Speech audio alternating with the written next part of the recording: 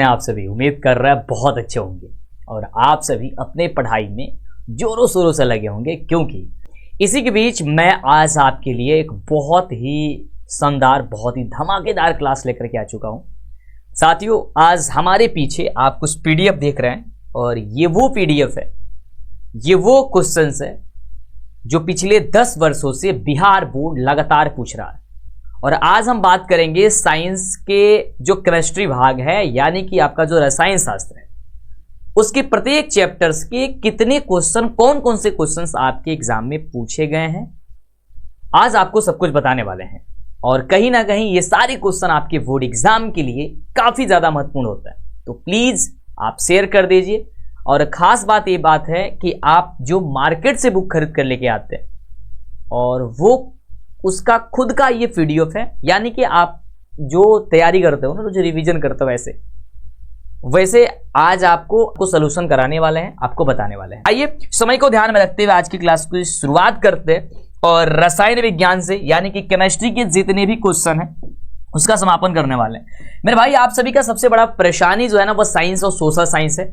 इसकी परेशानियां बहुत जल्दी आपके खत्म करने वाला हूं। याद रहे, संडे के दिन एक बहुत बड़ा हम अनाउंसमेंट करेंगे, जो आप नहीं, आपका बोर्ड एग्जाम हिल जाएगा आपसे, बहुत कुछ खास होगा। फिलहाल आज के सेशन को हम बहुत ही शानदार बनाते हैं और देखते हैं, क्योंकि ये केमिस्ट्री का बहुत ही अच्छा पार्ट है, बहुत ही सुंदर पार्ट है। एक एक चीज को मैं चाहूंगा कि आपको डीप करूं, आपको समझाऊं और आप पेपर में क्या करो भाई मेरे, बेहतर करके आओ। ठीक है, तो एक बार आप भी, मैं चाहूंगा कि यदि आप शेयर कर देते हो तो मुझे बहुत ज्यादा खुशी होगी और आंसर मेरे से तेजी से करने की कोशिश करिएगा। प्लीज एक बार शेयर करिएगा और मचा दो भाई तबाही एक बार। चलो, मेरी आवाज पहुंच रही, एक बार यस करना, थम्स अप करना फटाफट से, यस यस यस यस, सबका यस आना चाहिए। चलिए, बहुत ही सुंदर, आज आपका रिवीजन में हल्का मजेगा भाई, आ जाओ। चलो, सबसे पहले बात करेंगे भाई पहले चैप्टर की। पहले चैप्टर से लेकर के आखिरी चैप्टर का रिवीजन हमारे साथ होगा आज। रासायनिक अपक्रिया समीकरण जो सबसे पहला चैप्टर है, कितना, कौन सा चैप्टर है मेरे भाई, कहना सर पहला चैप्टर है। पहला चैप्टर में सबसे पहला बाबू क्वेश्चन कह रहा बाटे कि कैथोड किरणों में क्या उपस्थित रहते हैं, जो कि 2024 में पूछा गया है। यहाँ पे जो भी इंडिकेट किया गया होगा उस बार जो क्वेश्चन पूछा गया है, और आपको भी पता है भाई क्वेश्चन में पढ़ना बहुत इंपॉर्टेंट होता है, तो याद करना कि कैथोड किरणों में जो है ना इलेक्ट्रॉन उपस्थित होते हैं, यानी कि मेरे भाई ऑप्शन जो हो जाएगा ए नंबर सही हो जाएगा। नेक्स्ट क्वेश्चन कह रहा है कि CaCO3 यानी कैल्शियम कार्बोनेट जब यह अभिक्रिया करता है तो दो भाग में टूटता है, जिसका नाम है CaO और एक है CO2 यानी कि कार्बन डाइऑक्साइड, और आपका ये कैल्शियम ऑक्साइड में टूटता है, तो ये किस प्रकार की अभिक्रिया बन जाता है मेरे भाई। आप कहना कि सर ये वियोजन अभिक्रिया है, ठीक है, क्योंकि वियोजन अभिक्रिया में ही होता है, एक बड़ा सा पदार्थ टूट करके दो छोटे छोटे पदार्थ में विभक्त हो जाता है, यानी कि एक बड़ा एकल पदार्थ। कहने का मतलब यह है कि अगर कोई पूछता है क्या भाई आपके एग्जाम में अगर आएगा मेरे दोस्त कि एकल पदार्थ, ये वियोजन अभिक्रिया क्या है, तो आप कहना कि जब एकल पदार्थ टूट करके दो छोटे छोटे उत्पाद का निर्माण करते हैं, या दो छोटे छोटे पदार्थ में वो विभक्त हो जाता है, ऐसा भी कह सकते हो, तो वो से हम लोग क्या कहते हैं, ये वियोजन अभिक्रिया कहते हैं। और संयोजन में क्या होता है कि जब दो छोटे छोटे जो है ना मिल करके एक बड़े पदार्थ का निर्माण कर देते हैं, उसे हम लोग संयोजन करते हैं। तो बेसिकली इसका आंसर क्या हो जाएगा मेरे भाई, इसका भी आंसर हो जाएगा ए नंबर, बिल्कुल सही जवाब। नेक्स्ट क्वेश्चन कह रहा है कि निम्नलिखित में से कौन सा समीकरण संतुलित है। अब देखो मेरे भाई, संतुलित एक क्वेश्चन एकदम तारा एग्जाम में 100% आई। जब संतुलित अभिक्रिया की बात कर दी ना, तो संतुलित का मतलब होगा कि प्रोडक्ट है, यानी कि जो आपका उत्पाद है और जो आपका अभिकारक है, ये दोनों की परमाणु संख्या आपस में बराबर होना चाहिए, है ना। तो आप देखो कि इस चार ऑप्शन में से किसका परमाणु संख्या आपस में बराबर है। आप देखोगे तो ऑप्शन नंबर बी नंबर जो दिखेगा। क्यों दिखेगा भाई, क्योंकि देखो इधर हम जिंक की बात करते हैं तो Zn में कितने, ये आपका है तो एक है, इधर भी कितनी है सर, एक है। इसमें सल्फर कितनी है सर, एक है। इधर भी सल्फर कितनी है सर, एक है। इधर हाइड्रोजन कितनी है सर, दो है। इधर हाइड्रोजन कितनी है सर, दो है, उसके भी दो अणु है। इधर ऑक्सीजन कितनी है सर, चार अणु है। इधर भी ऑक्सीजन के चार अणु है। अतः हम कह सकते हैं सर ऑप्शन नंबर जो बी होगा मेरे रसगुल्ले, ऑप्शन नंबर बी बाबू बिल्कुल सही जवाब हो जाएगी। ठीक बा, एक बार दबा के शेयर करना और हमारे साथ यदि आप कंटिन्यू बने रह गए तो आज एक समस्या जनबाऊ बाबू खत्म हो जाएगी। अगला क्वेश्चन मेरे शेर मेरे रसगुल्ले कह रहा है कि उपचयन में निम्नलिखित में क्या होता है भाई, उपचयन। अब देखो उपचयन कब होता है, आपको पता होना चाहिए ना, उपचयन कब होता है, जब हाइड्रोजन का वियोग होता है, यानी हाइड्रोजन जब वो त्यागता है, हाइड्रोजन को छोड़ देता है, कहता है मैं तुमको नहीं ले सकता हूं, तब जाकर के क्या होता है, इसमें क्या होता है, उपचयन होता है। जब इलेक्ट्रॉन का त्याग करता है तब होता है जब ऑक्सीजन का योग होता है, यानी कि जब ऑक्सीजन जुड़ जाता है और हाइड्रोजन हट जाता है, कहता मैं नहीं रहूंगा भाई, तब होता है। यानी कि इनमें से सभी जो होगा वो आपका राइट जवाब हो जाएगा। ठीक है, यस, चलो आगे बढ़ते हैं। कह रहा है कि जल में वैद्युत अपघटन में कैथोड पर कौन सी गैस मुक्त होती है? ये 2023 की प्रथम पाली, ये द्वितीय पाली में पूछा गया था क्वेश्चन। तो आप कहना कैथोड पर जो होती है वो हाइड्रोजन गैस जो होती है वो मुक्त होती है, यानी कि ऑप्शन मेरे भाई बी नंबर सही जवाब हो जाएगा। ठीक है, चलो एक बार सेशन को लाइक करके शेयर करना मेरे भाई जल्दी से। अगला बाबू क्वेश्चन कह रहा है कि कौन सी गैस उत्सर्जित होगी जब धातुएं जल के साथ अभिक्रिया करेगी? जब जल के साथ अभिक्रिया करती है जब धातुएं, तो वो उसमें कार्बन डाइऑक्साइड को क्या करती है? वो आपका गैस उत्सर्जित करेगी, यानी कि ऑप्शन हो जाएगा मेरे भाई बी नंबर सही जवाब। अगले क्वेश्चन की बात करते हैं। आपको रिवीजन करने की जरूरत नहीं, फटाफट से यहाँ पे कर रहे हैं, बस कान में ईयरफोन लगाओ, फटाफट से शांत जगह बैठ जाओ और आंसर करते जाओ, और आपको बता रहे हैं भाई आपकी कितनी तैयारी है। अगला क्वेश्चन, ठीक है, अगला कह रहा है कि ऊपर दी गई अभिक्रिया जो दी गई है, ये अभिक्रिया दिख रही है ना, ये कौन सी अभिक्रिया है भाई? आप ये कहना है कि सर ये विस्थापन अभिक्रिया। क्यों?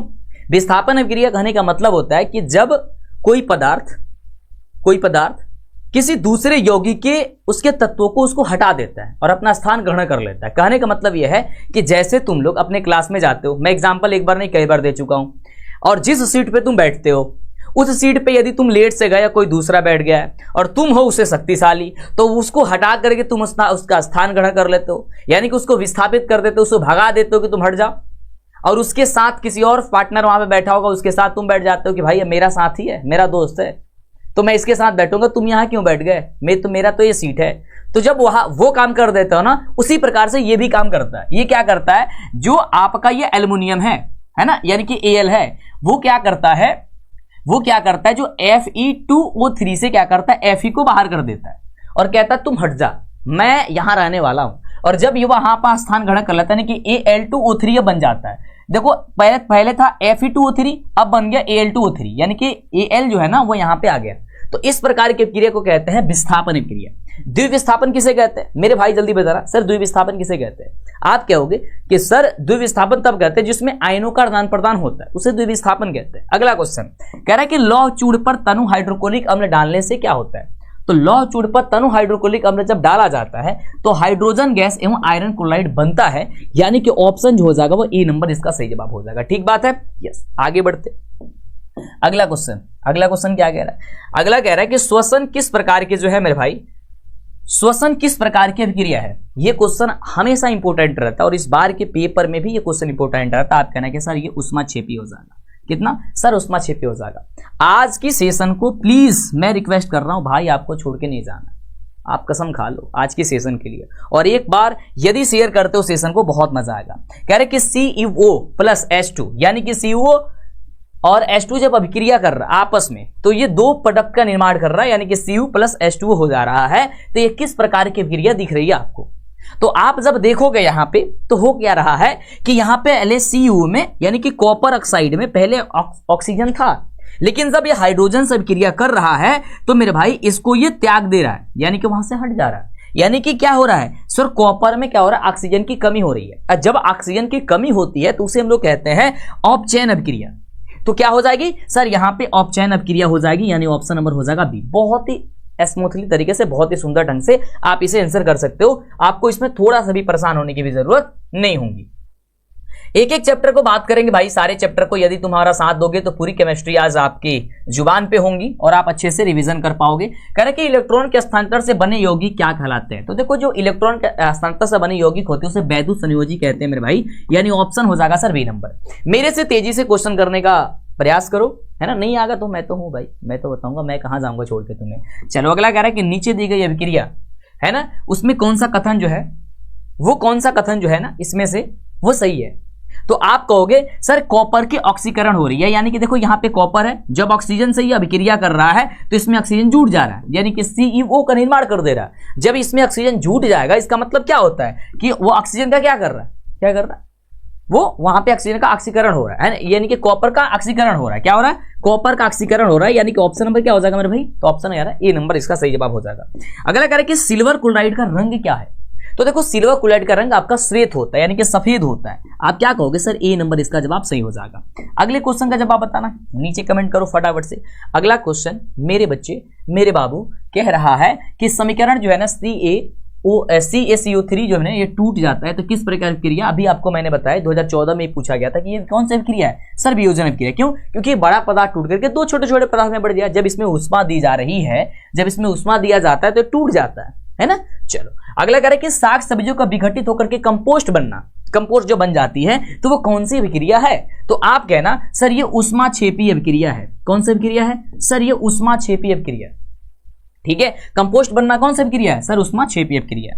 अगला कह रहा है कि निम्न में से कौन सा उत्पाद लेड नाइट्रेट को गर्म करने पर प्राप्त होता है? जब लेड नाइट्रेट को गर्म किया जाता है तब कौन सा पदार्थ प्राप्त होता है? तो आप कहना सर NO2 और O2 प्राप्त होता है, यानी कि ऑप्शन हो जाएगा सर डी नंबर, बिल्कुल सही जवाब। ठीक है, चलो एक एक चैप्टर का रिवीजन हमारे साथ बहुत ही सुंदर से कर लो भाई, ताकि आपका फाइनल रिवीजन है ऐसा समझो। कह रहा है कि निम्न में से कौन सा सही है, इसमें से सही कौन सा है? तो आप कहोगे सर जो Na2CO3 × 10H2O दिया गया ये सही है। और मैं यदि पूछूं कि ये सही है तो किसका यह है सूत्र, इसका किसका सूत्र है? यदि नीचे तुम कमेंट करोगे तो मुझे बड़ी खुशी होगी।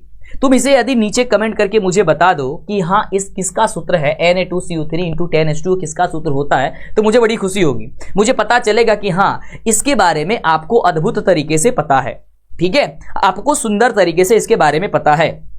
ठीक है, आप क्या कहोगे? हाँ सर आप कहोगे सर ये धोवन सोडा का सूत्र है। क्या है सर? धोवन सोडा का सूत्र है, यानी कि Na2CO3 × 10H2 और O। ये क्या है? तो ये धोवन सोडा का सूत्र है। ठीक है, हाँ ये धोवन सोडा का सूत्र है, डन है।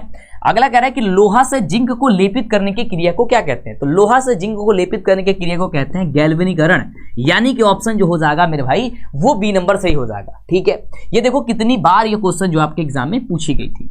अगला है कि जस्ता तथा तनु हाइड्रोक्लोरिक अम्ल की अभिक्रिया के फलस्वरूप निम्न में से कौन सा गैस जो है वो बनता है? तो आप कहना कि सर उस समय वो हाइड्रोजन गैस बनता है। कौन सा गैस बनता है? तो हाइड्रोजन गैस बनता है। अगले क्वेश्चन की बात करते हैं। अगला कह रहा है कि कोई तत्व ऑक्सीजन के साथ अभिक्रिया करके उच्च गलनांक वाला यौगिक निर्मित करती है, यह यौगिक जल में विलय है, यह तत्व हो सकता है। कौन सा तत्व हो सकता है? तो आप कहना ये जो तत्व होगा वो कैल्शियम होगा, यानी कि Ca होगा, है ना, कैल्शियम होगा, है ना। चलो आगे अगले क्वेश्चन की बात करते हैं। ये देखो अगला क्वेश्चन बहुत ही प्यारा सा क्वेश्चन है। कह रहा है कि जल के एक अणु में हाइड्रोजन एवं ऑक्सीजन के परमाणुओं की संख्या का अनुपात क्या होता है? जल के एक अणु में आप कहोगे देखो जल के एक अणु जो होती है वो आपका H2 होती है ना, H2 होती है। अब H2 में कहोगे सर इसमें 2 होते हैं और इसमें कितने होते हैं सर? 1 होते हैं, यानी कि 2 अनुपात कितने हो जाएंगे? सीधी सी बात है सर 1 हो जाएगा। अब इसमें से देखो 2 अनुपात कहाँ है? तो 2 अनुपात जो है ना वो 1 आपका सही जवाब हो जाएगा। ठीक बात है, यस मंटू सर यह सही बात है। ठीक है, चलो अगला मेरे बच्चे कह रहा है कि नीचे दी गई अभिक्रिया के संबंध में कौन सा कथन सत्य है?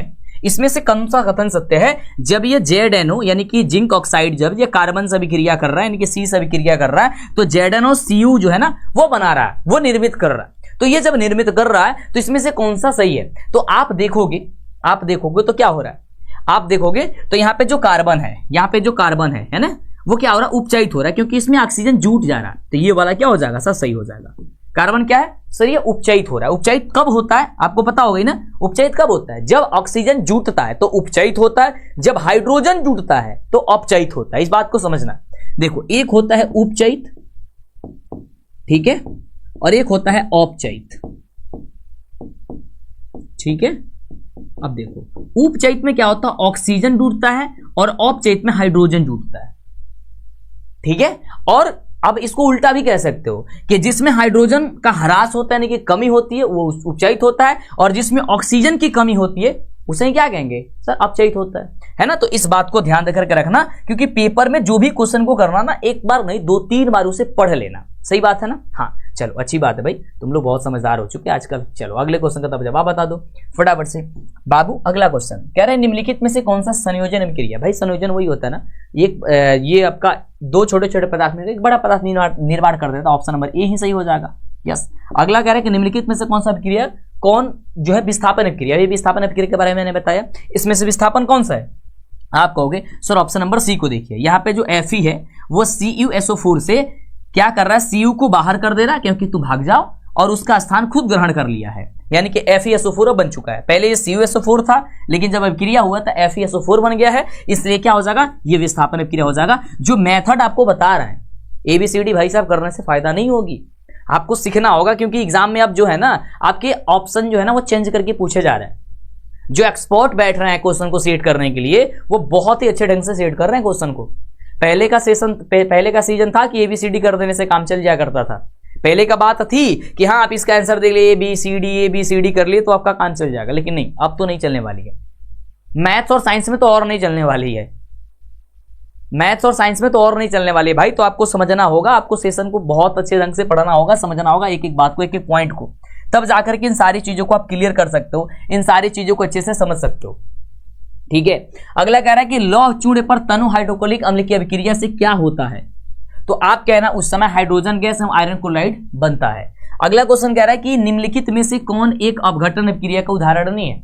एक अपघटन उदाहरण कौन नहीं है, तो आप कहोगे सर जो ये दिया गया ना H2 और Cl2 और से बन रहा है 2HCl, ये अपघटन का उदाहरण कभी नहीं हो सकता है। ऑप्शन क्या हो जाएगा सर, सी हो जाएगा। अगला देखो, कह रहे कि निम्नलिखित में से कौन सा रेडक्स अपक्रिया। अब देखो रेडक्स अपक्रिया के बारे में आपको पता होनी चाहिए, और रेडक्स अपक्रिया का परिभाषा याद है आपको भाई, परिभाषा जरूर याद कर लेना, परिभाषा मेरे भाई जरूर याद कर लेना आप लोग। पेन का कलम बदल लीजिए सर, रेड कर लीजिए। क्या दिख नहीं रहा है क्या यार, चलो मैं रेड कर लिया, ठीक है मैं रेड कर लिया, अब दिख रहा होगा। निम्न में से एक कौन सा एक ऑक्साइड है, एक बार अपने फोन से देखना, सही दिख रहा है ना। चलो तो क्या कहोगे सर ये रेडॉक्स अपक्रिया कौन है, तो ऑप्शन हो जाएगा आपका सी नंबर कि CaO प्लस 2HCl से बन रहा है CaCl2 प्लस H2, यानी कि ऑप्शन जो सी दिख रहा है वो आपका रेडॉक्स अपक्रिया का एक उदाहरण है। अगला कह रहा है कि निम्नलिखित में से कौन एक दहन अपक्रिया है। अब दहन के बारे में तो नाम से पता चल जा रहा हो भाई, है ना। तो दहन अपक्रिया की बात करें, पेट्रोल का जलना जो होती है वो एक प्रकार की दहन अपक्रिया होती है, यानी कि ऑप्शन हो जाएगा सर सी नंबर। अगला देखो, अगला कह रहा है कि रासायनिक अपक्रिया के दौरान किसी पदार्थ में ऑक्सीजन का योग क्या कहलाता है। योग का मतलब होता है भाई वृद्धि, योग का मतलब होता है प्लस, प्लस का मतलब होता है जुड़ना, जुड़ना का मतलब हो गया या वृद्धि। तो कह रहा है कि जब रासायनिक अपक्रिया हो रही है और उस दौरान जब पदार्थ में ऑक्सीजन का योग हो रहा है, यानी कि ऑक्सीजन जब उसमें जुड़ती है, तो जब ऑक्सीजन जुड़ती है तो भाई क्या होगा, या तो ऑक्सीकरण होगा या तो उपचयन, ऑप्शन दिया होगा, तो या तो ऑक्सीकरण या तो उपचयन, option number sir B number हो जाएगा। अगला क्वेश्चन कह रहा है कि निम्नलिखित कथनों में से कौन असत्य है, इसमें से असत्य कौन है, गलत कौन है। तो आप कहना सर गलत हो जाएगा ऑप्शन नंबर सी कि ऑक्सीकरक खुद को ऑक्सीकृत करते हैं, ये बात गलत है। ऑप्शन नंबर क्या हो जाएगा सर, सी नंबर हो जाएगा, ठीक बात है। अगला कह रहा है कि किसी यौगिक से रासायनिक अपक्रिया में हाइड्रोजन का घटना क्या कहलाता है, सॉरी हटना या घटना बात हुई है। तो जब हट जाता है ना, क्या हट जाता है उसमें से, कहा गया हाइड्रोजन जब हट जाता है, तो जब हाइड्रोजन हट जाएगा इसका मतलब क्या होगा, ऑक्सीजन की वृद्धि होगी, और जब ऑक्सीजन की वृद्धि होगी तो क्या हो जाएगा सर, वो उपचयन अपक्रिया हो जाएगा, सीधी सी बात है। तो ये लॉजिक लगाना है अच्छे से, क्योंकि क्वेश्चन इस तरीके से थोड़ी सी घुमा के पूछेगा, ठीक है। चलो अगला क्वेश्चन देखो, कह रहा है कि किसी वस्तु को हवा में जलने के लिए एक निश्चित निम्न ताप पर की आवश्यकता होती है, जो कहलाती है, वो क्या कहलाती है, जो निम्न ताप होती है उसे हम लोग कहते हैं प्रज्वलन ताप, यानी ऑप्शन क्या हो जाएगा सर, ये नंबर। अगला कि एक भूरे रंग का चमकदार तत्व X, ये हम भी जब पढ़ते थे बड़ा इंपॉर्टेंट उस समय कहा जाता था, है ना, उसको वायु की उपस्थिति में गर्म करने पर वह काले रंग का हो जाता है, तो वो तत्व X कौन सा है, तो कहिएगा सर वो तत्व जो है ना कॉपर है, यानी कि Cu है ना, Cu है, क्या है, कॉपर है, क्या हो जाएगा सर, कॉपर हो जाएगा, ठीक है। चलो आगे बढ़ते हैं अगले क्वेश्चन की। अगला क्वेश्चन आपके स्क्रीन पे ये रहा, और अगला क्वेश्चन कह रही है कि Na2SO4 प्लस BaCl2 जब ये अभिक्रिया कर रहा है तो BaSO4 और प्लस NaCl का निर्माण कर रहा है, ये कौन सा अभिक्रिया है। आप कहना सर ये द्विविस्थापन अभिक्रिया हो जाएगा, क्योंकि इसमें धन आयन और ऋण आयन का आदान प्रदान हो रहा है, यानी कि प्लस और माइनस का जो है ना वो आयनों का आदान प्रदान हो रहा है। तो जई में बाबू आयनों का आदान प्रदान हुई ना, ओकरा के हमने क्या कहा जाला, याद करके रखिए, ओकरा के हमने कौन चीज बताओ फटाफट से, उसे कहते हैं द्विविस्थापन क्रिया। अगला क्वेश्चन कह रहा है कि Zn प्लस CuSO4 से निर्मित कर रहा है ZnSO4 प्लस Cu, ये कह रहा है कि ऊपर दी गई जो अभिक्रिया है रासायनिक अभिक्रिया किस प्रकार की है।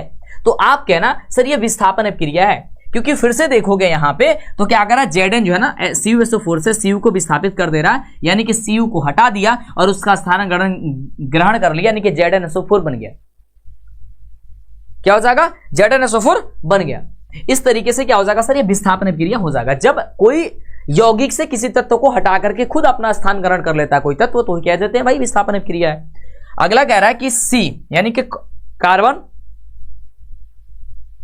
और कह रहा है कि आपका O2 यानी कि ऑक्सीजन जब अभिक्रिया कर रहा है तो CO2 का निर्माण कर रहा है, यानी कि दो छोटे छोटे पदार्थ मिलकर के बड़ा पदार्थ का निर्माण कर रहा है, तो कहोगे क्या चीज है, ये संयोजन अभिक्रिया है। क्या कहोगे सर, ये संयोजन अभिक्रिया है। और इस बात को बहुत ही भली भांति से, बहुत ही सुंदर ढंग से क्या करना होगा भाई मेरे, इसे याद करना होगा, समझना होगा। अगला क्वेश्चन कह रहा है यहां पे CeO प्लस H2 अभिक्रिया कर रहा है, तो CaOH का होल टू H का निर्माण कर रहा है। ये कौन सी अभिक्रिया है? फिर कहना है सर ये संयोजन अभिक्रिया हो जाएगा, क्योंकि दो छोटे छोटे पदार्थ मिलकर के एक बड़े पदार्थ का निर्माण जो है ना वो कर दे रहे हैं, जो कि आपका ये कौन सा अभिक्रिया हो जाएगा सर, संयोजन अभिक्रिया हो जाएगा। अगला कह रहा है कि उष्मा के द्वारा की गई वियोजन अभिक्रिया को क्या कहते हैं? तो उष्मा के द्वारा की गई वियोजन अभिक्रिया को आप सीधे से कह सकते हो सर उष्मीय वियोजन अभिक्रिया। देखो वियोजन है तो वियोजन, और उष्मा के द्वारा तो उष्मीय, यानी कि उसमें वियोजन अभिक्रिया हो जाएगा। ऑप्शन क्या हो जाएगा? बी नंबर हो जाएगा। एक बार फटाफट से सेशन को शेयर करना जल्दी से, और एक बार जल्दी से लाइक कर देना। अगले 40 नंबर क्वेश्चन पे देखो कितना फटाफट पहुंच चुके हम लोग। कह रहा है कि जिन अभिक्रियाओं में ऊर्जा अवशोषित होती है उन्हें क्या कहते हैं? तो देखो मेरे भाई, जिन अभिक्रिया में ऊर्जा का अवशोषण होता है, ऊर्जा अवशोषित होती है, उसे हम लोग कहते हैं उष्माशोषी अभिक्रिया। क्या कहते हैं? उष्माशोषी अभिक्रिया। और उष्माक्षेपी अभिक्रिया किसे कहते हैं? जब कोई हम लोग का अभिक्रिया उत्पाद बनता है, उस समय ऊर्जा का उत्पादन मतलब को बाहर निकल जाता है ना, जिसमें बाहर से उष्मा दी जाती है। जैसे कि CaCO3 में जब बाहर से उष्मा दी जाती है, इसमें दी जाती है, यानी कि अवशोषित कर रहा है, तब ये दो पदार्थ में टूट जाता है, यानी कि CO प्लस कितना CO3 में टूट जाता है ना, ये दो पदार्थ में जब ये टूट जाता है, तो जब ये टूटता है यानी कि उष्मा दी जाती है बाहर से कि तू ले लो, तब उसमें कहना उष्मा शोषी, यानी कि शोषण कर रहा है। और जब उष्मा ऊर्जा बाहर निकलता है तो उसे क्या कहते हैं? उष्माक्षेपी अभिक्रिया। जैसे कि श्वसनिक उष्माक्षेपी अभिक्रिया। क्यों? क्योंकि हमें ये बार बार पूछा जाता है कि श्वसनिक उष्माक्षेपी अभिक्रिया है क्यों? तो आप कह रहे हैं कि हमें जीवित रहने के लिए भोजन की आवश्यकता होती है, ऊर्जा की आवश्यकता होती है।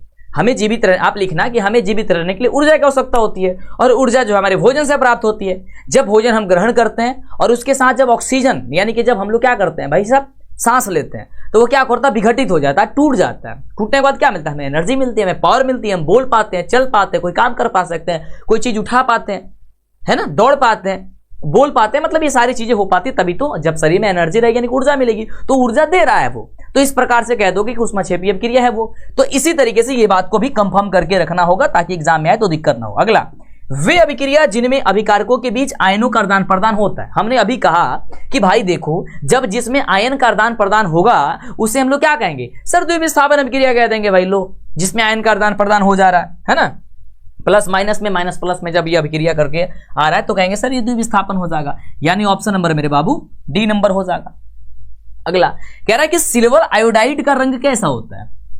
तो सिल्वर आयोडाइड का रंग जो होता है वो पीला होता है ना। क्या होता है सर? उसका रंग जो होता है वो पीला होता है। अगला, रासायनिक अभिक्रिया के दौरान किसी पदार्थ में ऑक्सीजन का ह्रास का मतलब होता है कमी। देखो नाम जो चेंज करता है ना, अब यहां पे कमी भी लिख सकता था, लेकिन उसने पता ह्रास लिख दिया। अब ह्रास का भी मतलब होता है कमी। अब जब ह्रास हो जा रहा है यानी कि कमी हो जा रही है, तो जब ऑक्सीजन की कमी होगी तो आप कह रहे हैं वो उपचयित हो गया। क्या हो गया? उपचयित हो गया, यानी कि अपचयन अभिक्रिया हो जाएगा, जो कि ऑप्शन नंबर हो जाएगा सर बी नंबर। और जिसमें ऑक्सीजन की वृद्धि हो जाएगी उसे कहेंगे उपचयन। ठीक है, चलो आगे बढ़ते हैं मेरे भाई। अगला कह रहा है कि निम्नलिखित, क्या कह रहा है? निम्नलिखित में कौन सा युग्म एकल विस्थापन अभिक्रिया है? अब देखो एकल विस्थापन कहीं दे दे तो बाबू गड़बड़ करके मत चलिए। ये मत कहना कि केवल मुझे विस्थापन पता है, एकल तो पता नहीं है। तो देखो एकल विस्थापन चाहे विस्थापन, बात वही हो गया। तो कह रहा है कि एकल विस्थापन अभिक्रिया इसमें से कौन प्रदर्शित कर दे रहा है? तो आपका ये जो है ना, ये प्रदर्शित कर देगा ऑप्शन नंबर बी। ठीक है, AgNO3 एवं Cu जो है ना कॉपर। अगला कह रहा है कि Pb प्लस, यानी कि जब ये अभिक्रिया कर रहा है CuCl2 से, तो ये बना रहा है PbCl2 और कॉपर को बाहर कर रहा है। देख रहे हो कि भाई साहब एक जो है ना इसके यौगिक से बाहर कर रहा है, इसके यौगिक से क्या कर रहा है? कॉपर को बाहर कर दे रहा है। तो जब ये कॉपर को बाहर कर रहा है इसका मतलब क्या भाई? विस्थापित कर रहा है, यानी कि विस्थापन अभिक्रिया हो जाएगा, जो कि ऑप्शन नंबर जो हो जाएगा वो ए नंबर सही जवाब हो जाएगा। अगला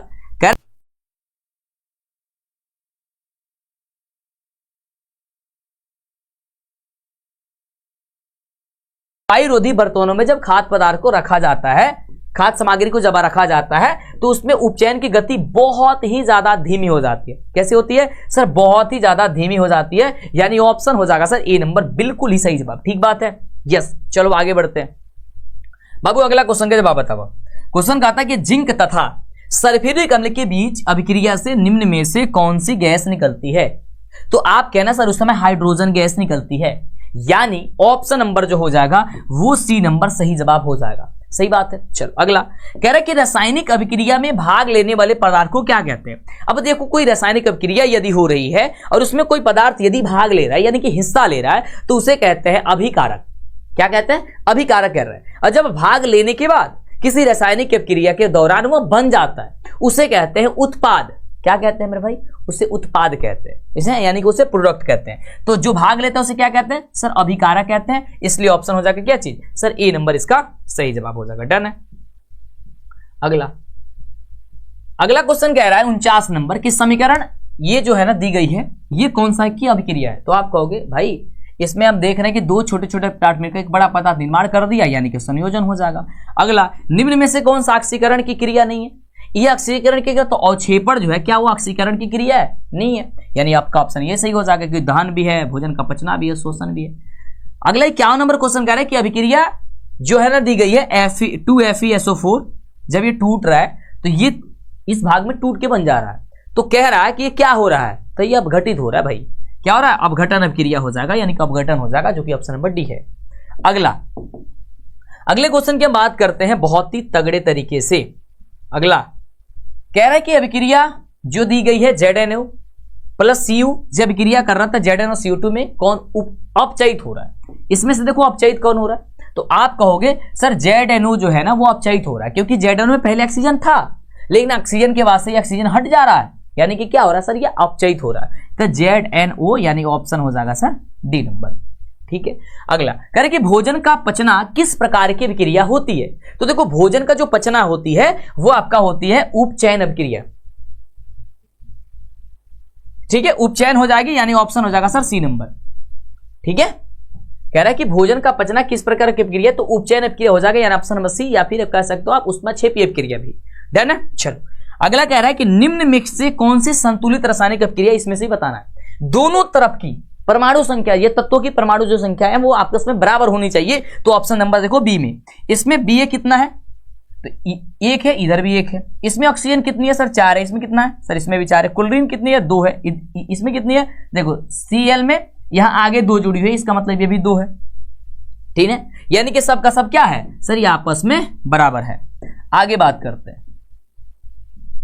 अगला क्वेश्चन कह रहा है यहां पे बहुत ही प्यारा सा क्वेश्चन है, कह रहा है कि जब कली चूना पर जल डाला जाता है तब किस प्रकार की अभिक्रिया होती है। जब कली चूना पे जब जल डाला जाएगा ना तो उसमें क्षेपीय अभिक्रिया होगी। देखना कि जब सफेदी किया जाता है यानी कि जब पेंट किया जाता है चूना से, उस समय जब पानी डाला जाता है ना तो वो खौलने लगता है ना। ये जीता जागता उदाहरण देख सकते हो कि उसमें से आग का जो है ना वो यानी कि जो पानी है जो उसमें पानी डाला जाता है पूरे पानी खौलने लगता है ना। तो क्या हो जाएगा सर ऑप्शन नंबर हो जाएगा सर बी नंबर। अगला कह रहा है ये लास्ट क्वेश्चन इस चैप्टर का, अभिक्रिया जिसमें आयनों का आदान प्रदान होता हुआ क्या कहलाती है। अभी मैंने आपको बताया था सर उसे द्विविस्थापन अभिक्रिया कहते हैं। इस तरीके से पहला चैप्टर समाप्त हो गया। तो क्या पहले चैप्टर में 56 क्वेश्चन आज तक बिहार बोर्ड ने पूछा है। ये 56 क्वेश्चन अभी तक बिहार बोर्ड में पूछा है। तो 56 क्वेश्चन में आप अंदाजे कितने प्रश्न का जवाब दे दिए। मुझे ऐसा लग रहा है कि आप अब जो है ना वो 56 क्वेश्चन में 56 का जवाब दिए होंगे। 56 क्वेश्चन में 56 का जवाब दिए होंगे, ये मुझे पता है। यानी कि पहले चैप्टर की जो तैयारी है ऑलमोस्ट हर एक बच्चों का कंप्लीट होता है और पहले चैप्टर से सबसे ज्यादा क्वेश्चन भी पूछा जाता है। पहला दूसरा चैप्टर जो है ना वो बहुत इंपॉर्टेंट होता है ना। तो इस चैप्टर से क्या आपने 56 में 56 किया, एक बार मुझे कमेंट करके बताओ कि हां सर हमने किया। और एक बार प्लीज इस सेशन को शेयर कर दो। ठीक है, हां सर हमने 56 में 56 किया। बहुत सारे ऑलमोस्ट बच्चों का 56 में 56 आया है ना। 56 में 56 आप लोग आया, मुझे पता है, मुझे बहुत खुशी हुई इस बात को देख करके भाई आपने 56 में 56 को सही किया। अब हम नेक्स्ट चैप्टर की ओर बढ़ते हैं। तो एक बार सेशन को लाइक और शेयर कर देना ताकि हम नेक्स्ट सेशन की ओर बढ़े। एक बार 36 नंबर क्या क्वेश्चन था भाई, गलत है, उसमें गलत है क्या तो एक बार देख लेना मेरे भाई। सर 31 तारीख को कुछ लेके आइए ना। बिल्कुल मेरे दोस्त 31 तारीख को बहुत कुछ आएगा, बहुत बड़ा कुछ आएगा। ठीक है, बहुत अच्छा कुछ आएगा तो आप उसके लिए बिल्कुल निश्चिंत रहिए। और इसी उसके पहले कुछ आपके लिए कुछ कमाल कुछ धमाल चीज लेके आ रहे हैं है ना, जो आपको एकदम हिला देगा, यानी कि आप हिला दोगे बोर्ड एग्जाम को। जो आपकी तैयारियां है ना, जब कमजोर है, कई बच्चे कहते हैं सर संस्कृत में अनुवाद नहीं बनाने आता है, कई बच्चे कहते हैं सर साइंस में समस्या है, कई बच्चे कहते हैं सोशल साइंस में समस्या है, कोई कहता है सर मैथ्स में समस्या है। भाई सारे समस्या का समाधान हम आपके करने वाले हैं, लेकिन इसकी एक कंप्लीट सेशन जो है ना, यानी कि आपको हम समझा पाएंगे कि हम आपके अगले एक सप्ताह 10 दिन तक क्या लेके आने वाले हैं, फिर उसके बाद क्या प्लान होगा, ये आएंगी संडे के दिन। तो संडे के दिन आप शाम को 6 बजे कहीं पे भी होंगे, आप जरूर जुड़ जाना। एक बार प्लीज सेशन को शेयर करना, ठीक है। चलो बढ़ते हैं अगले क्वेश्चन की ओर। अगले क्वेश्चन की ओर बढ़ेंगे उसके पहले यानी कि नेक्स्ट चैप्टर है, यानी कि नेक्स्ट चैप्टर, दूसरे चैप्टर का नाम क्या है केमिस्ट्री में? दूसरे चैप्टर का नाम क्या है केमिस्ट्री में? आप कहोगे सर यहां पे दिख रहा है कि सर अम्ल क्षार और लवण। अब अम्ल क्षार और लवण के लिए क्या आप कमर कस लिए हो? क्या आप तैयार हो? मुझे ये बता दो, ये मुझे बता दो, मुझे बता दो फटाफट से।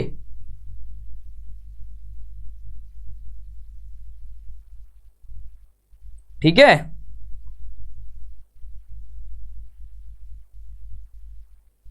ठीक है, यस। एक बच्चा क्या कह रहा है? चलो बात करते हैं सर अम्ल क्षार और लवण के बारे में। डन है। तो देखो सबसे पहला क्वेश्चन, इसका जवाब बताना। कह रहा है कि निम्नलिखित यौगिकों में कौन सा दुर्बल अम्ल है? अब दुर्बल अम्ल की बात करते हैं तो यहां पे जो ऑप्शन नंबर बी दिया गया वो ये ऑप्शन कभी नहीं बदलता है। ये जब भी पूछा जाएगा यही पूछा जाता है। ये ऑप्शन हो जाएगा बी नंबर की, ये दुर्बल अम्ल CH3COOH जो है वो एक प्रकार की आपकी दुर्बल अम्ल होती है। अगला कर कि सभी अम्ल जल में घुलकर प्रदान करते हैं क्या चीज? तो जो अम्ल होते हैं वो घुल करके प्रदान करते हैं हाइड्रोजन आयन यानी कि H+। क्या करते हैं मेरे भाई? सर H+, यानी कि ऑप्शन जो हो जाएगा वो ए नंबर जो है आपका सही जवाब हो जाएगा। अगला क्वेश्चन कह रही है कि निम्नलिखित में से किसके द्वारा औद्योगिक क्षेत्रों में अम्ल वर्षा होती है? तो आप कह रहे हैं कि सर सल्फर डाइऑक्साइड के कारण होती है, यानी ऑप्शन जो आपका बी नंबर कह रहा है वो बी नंबर आप सभी का बिल्कुल ही सही जवाब हो जाएगा। अगले क्वेश्चन की बात करते हैं, चौथे नंबर क्वेश्चन का जवाब बताना। और चौथा नंबर क्वेश्चन कह रही है कि चूना जल का रासायनिक नाम क्या होता है? तो आप कहना सर कैल्शियम हाइड्रोक्साइड होता है। क्या हो जाएगा? कैल्शियम हाइड्रोक्साइड हो जाएगा, यानी कि ऑप्शन जो हो जाएगा वो बी नंबर आपका बिल्कुल ही सही जवाब हो जाएगा। क्या हो जाएगा? सर कैल्शियम ऑक्साइड हो जाएगा, ऑप्शन नंबर बी। ठीक है, चलो अगला ये लास्ट, ये इसमें का क्वेश्चन है कि कोई विलयन लाल को नीला कर देता है। कोई जो है वो विलयन जो है वह लाल को नीला कर देता है, इसका पीएच जो है वह संभवतः क्या होगा? तो जब कोई लाल को नीला कर देगा, सबसे पहले तो ये फाइंड करना होगा कि भाई साहब वो नीला को लाल कौन करेगा? क्या वो अम्ल करेगा या फिर वो क्षार करेगा? आप नीचे बताना। तो आप कहोगे सर वो क्षार करेगा, और क्षार का जो पीएच मान होता है वो 7 से कितना होता है? 7 से अधिक होता है। अब इसमें देखो 4 ऑप्शन में से कि 7 से अधिक किसका है? तो आप कहोगे सर ऑप्शन नंबर डी में है 10, जो कि ऑप्शन नंबर डी सही जवाब हो जाएगा। सही बात है, यस। अगला क्वेश्चन कह रहा है कि एसिटिक अम्ल का तलु विलयन के बारे में कौन सा अवलोकन जो है वह सत्य है? जो कि सबसे ज्यादा क्वेश्चन पूछा जाता है। तो आप कहना कि यह सिरका जैसी गंध देता है। क्या कहता है? सर ये सिरका जैसी गंध देता है, यानी कि ऑप्शन हो जाएगा सर ए नंबर इसका बिल्कुल सही जवाब। ठीक है, चलो आगे बढ़ते हैं अगले क्वेश्चन की ओर। अगला क्वेश्चन बहुत ही प्यारा सा क्वेश्चन है। एक बार मुझे बताना भाई सेशन में मजा आ रहा है या नहीं आ रहा है? भाई आपकी पूरी कंप्लीट रिवीजन करा रहा है, तो एक बार मुझे बताना, मेरा हक है भाई, एक बार बताना। और एक बार प्लीज शेयर करो यार, और क्लास में आए हो तो बने रहना। चलो अगला क्वेश्चन कह रहा है कि अल्कोहल में उबली पत्ती पर आयोडीन विलयन की कुछ बूंद डालने पर पत्ती का रंग कैसा हो जाता है? तो आप कहना कि सर नीला हो जाता है। कैसा हो जाता है? सर नीले रंग का हो जाता है, यानी कि ऑप्शन जो हो जाएगा वो बी नंबर आपका सही जवाब है।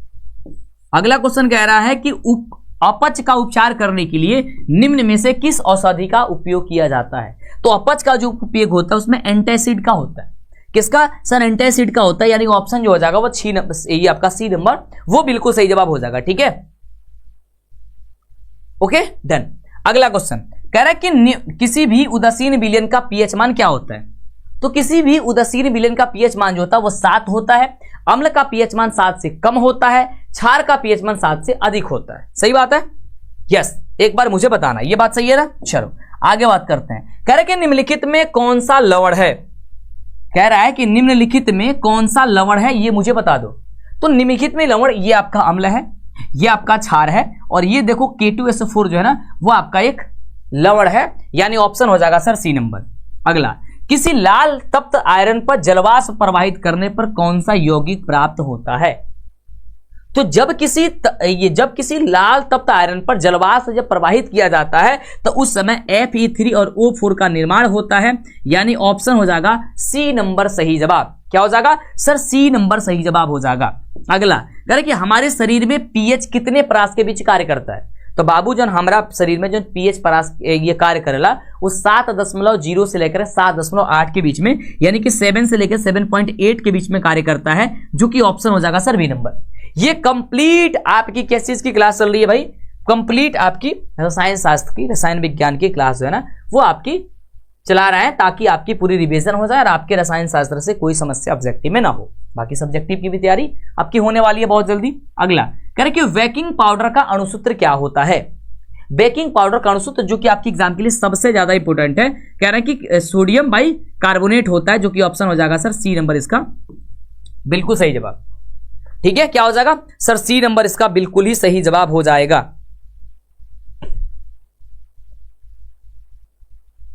ठीक है,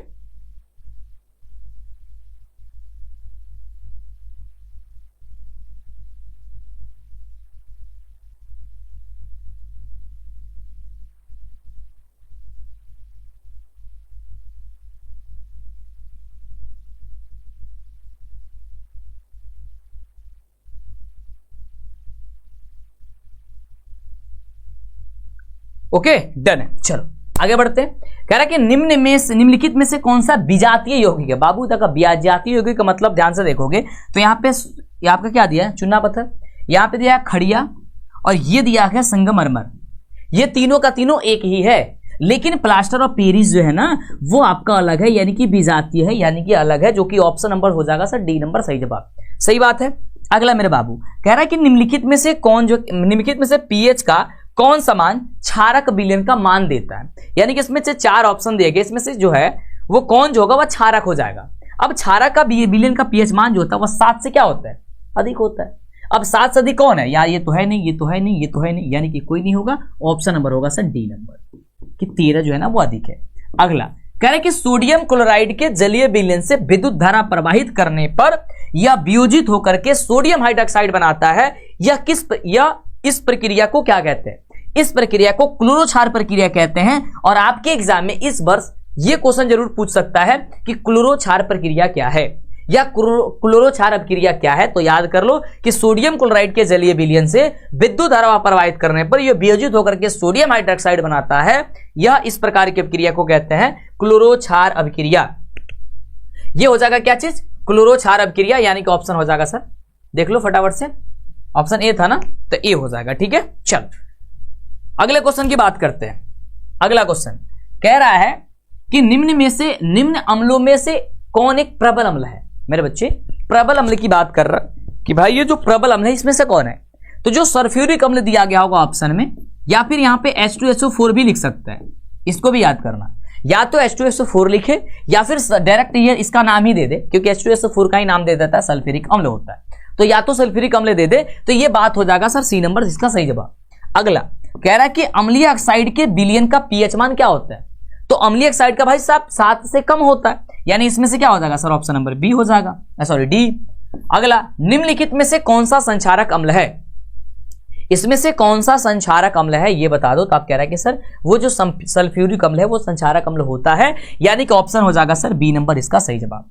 अगला कह रहे कि लिटमस विलयन में जो बैगनी रंग का रंजक होता है यह किस पदार्थ से प्राप्त किया जाता है? तो आप कहना सर लिचेन के पौधे से प्राप्त किया होता है, यानी ऑप्शन क्या हो जाएगा सर? बी नंबर आपका बिल्कुल सही जवाब हो जाएगा। अगला देखो, जल में घुलनशील भस्म क्या कहलाता है?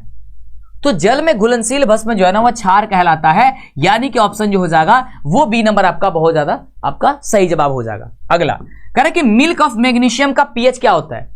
तो मिल्क ऑफ मैग्नीशियम का पीएच होता है 10.5, परास के बीच कार्य करता है, यानी ऑप्शन जो हो जाएगा वो डी नंबर आपका सही जवाब हो जाएगा। कह रहा है कि निम्नलिखित में से कौन सा द्विक्षारकीय अम्ल है? इसमें से द्विक्षारकीय अम्ल जो है वो कौन सा है? तो आप कहना कि सर जो H2SO4 है वो आपका द्विक्षारकीय अम्ल होता है, जो कि ऑप्शन नंबर आपका जो है ना वो डी नंबर आपका दिया गया है। ठीक है, यस। भोजपुरी में पढ़ाइए ना सर जी। चलो बाबू भोजपुरी में ही पढ़ा। देखो अगला क्वेश्चन, बैटरिक अम्ल कौन सा होता है बाबू? बैटरिक अम्ल बताओ फटाफट से। तो तू कहा कि सर सांद्र जो ना बाबू H2SO4 होला। कौन? तो सांद्र H2SO4 होला। अगला क्वेश्चन का जवाब बताओ। माफ करना मेरे बच्चे। अगला कह रहा कि एसिटिक अम्ल एक दुर्बल अम्ल है, क्यों? तो एसिटिक अम्ल एक दुर्बल अम्ल होता है क्योंकि ये कम आयनित होता है। क्या होते हैं? ये कम आयनित होता है, यानी ऑप्शन जो हो जाएगा वो सी नंबर इसका सही जवाब होगा। अगला कह रहा है कि निम्नलिखित में सबसे प्रबल लवण कौन सा है? सबसे प्रबल लवण जो होता है वो NaCl होता है, यानी कि सोडियम क्लोराइड होता है, जो कि ऑप्शन नंबर में ए में दिया गया है और ए नंबर आपका सही जवाब हो जाएगा। अगला कह रहा है कि दांतों को साफ करने के लिए दंतमंजन जो टूथपेस्ट का आप यूज करते हो वो प्रायः उसमें क्या होता है? तो प्रायः जो आपका क्षारीय होता है ना। और आपका दांत जब अम्लीय हो जाता है तो क्षारीय जब किया जाता है वो उसे उदासीन कर देता है। अगला, शुद्ध जल का पीएच मान कितना होता है? तो शुद्ध जल का पीएच मान भाई 7 होता है। अगला, जब CO2 गैस को पानी में घोला जाता है तो विलयन का पीएच होता है, तो आप कहना सर 7 से कम हो जाता है। अगला, कली चूना का रासायनिक सूत्र क्या होता है? तो कली चूना का रासायनिक सूत्र होता है CaO। क्या होता है? कैल्शियम ऑक्साइड होता है, जो कि ऑप्शन नंबर सी दिया गया है। अगला, निम्नलिखित में से किस विलयन का उपयोग सफेदी करने के लिए किया जाता है? तो सफेदी करने के लिए किया जाता है कैल्शियम हाइड्रोक्साइड, यानी कि ऑप्शन हो जाएगा सर CaOH का होल ट्वाइस, यानी कि ऑप्शन नंबर क्या हो जाएगा सर बी नंबर इसका सही जवाब होगा। अगले क्वेश्चन की बात करते हैं। अगला क्वेश्चन कह रहा है, अगला क्वेश्चन ये रहा, कह रहा है कि निम्नलिखित में से कौन सा बुझा हुआ चूना है? यानी कि 4 आपको ऑप्शन दिया गया है, जो कि ऑप्शन आपका यहां पे है। कह रहा है कि इसमें से बुझा हुआ चूना कौन सा है? कहां भाई ऑप्शन? ये देखो ऑप्शन कहां है? ये कह रहे इसमें से बुझा हुआ चूना बता दो। तो आप कहोगे सर ये बुझा हुआ चूना का सूत्र होता है CaOH का होल ट्वाइस, और ये आपके एग्जाम में भी पूछा जाता है, आप इसे याद करना। अगला कह रहे कि लवण जब है, लवण जो है Na2CO3 का जलीय विलयन, उसका पीएच क्या है? तो उसका पीएच होता है सर 7 से अधिक। क्या होता है सर? 7 से अधिक होता है। अगला कह रहे कि एसिटिक अम्ल का IUPAC नाम क्या है? एसिटिक अम्ल का, तो आप कहना सर एसिटिक अम्ल का हो जाएगा एथोनोइक अम्ल। एसिटिक अम्ल का IUPAC जो नाम होता है वो आपका एथोनोइक अम्ल होता है, जो कि ऑप्शन नंबर आपके ए नंबर में दिया गया है। अगला क्वेश्चन कह रही है कि निम्नलिखित में से कौन सा अम्ल लाल लिटमस को नीला कर सकता है? तो लाल को जो नीला कर दे उसे हम क्षार कहते हैं, और क्षार जो होता है वो हाइड्रोक्साइड आयन होता है, यानी कि OH माइनस होता है ना। क्या होता है सर? OH माइनस आप कह सकते हो। ऑप्शन नंबर सर हो जाएगा बी नंबर। अगला कह रहा है कि कोई विलयन नीले लिटमस पत्र को लाल कर देता है जिसका पीएच कितना होता है? जब वो नीले को लाल कर देता है, तो नीले को जो लाल कर देगा वो क्या होगा? जब कोई नीले को लाल कर देगा तो वो अम्ल होगा, और अम्ल का पीएच मान क्या होता है सर? 7 से कम होता है, जो कि ऑप्शन नंबर जो दिया गया वो ए नंबर इसका सही जवाब हो जाएगा। ठीक है, हेलो हाँ, हम फोन करते हैं, थोड़ा क्लास में है। ठीक, अगला क्वेश्चन कह रहा है कि ऑक्जेलिक अम्ल का प्राकृतिक स्रोत निम्न में से कौन सा हो?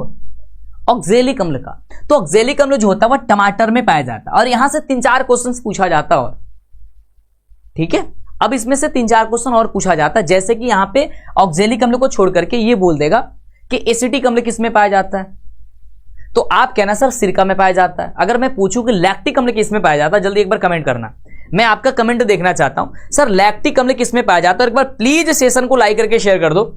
इतनी शानदार सेशन को यदि तुम शेयर नहीं कर रहे हो और क्लास में आकर के चले जाओगे तो सबसे बड़ी मूर्खता काम यही होगी, है ना।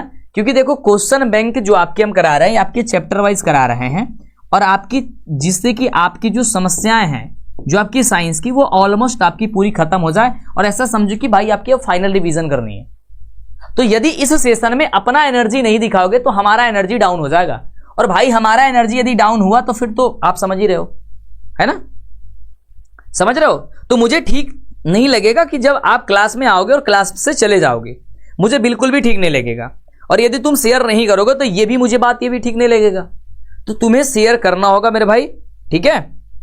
हाँ प्लीज एक बार सेशन को दबा के शेयर कर दो, हर एक बच्चे शेयर कर दो दबा के, और लाइक करके फटाफट से। हाँ चलो आगे बढ़ते हैं।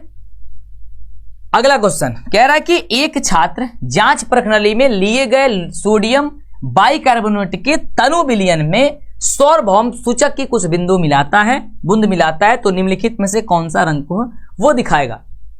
तो आप कहना सर वो हरे रंग को दिखाएगा। कौन से रंग को दिखाएगा सर? माफ करना यार सर, वो हरे रंग को दिखाएगा। अगला क्वेश्चन कहता है कि एक जांच प्रणाली के लिए,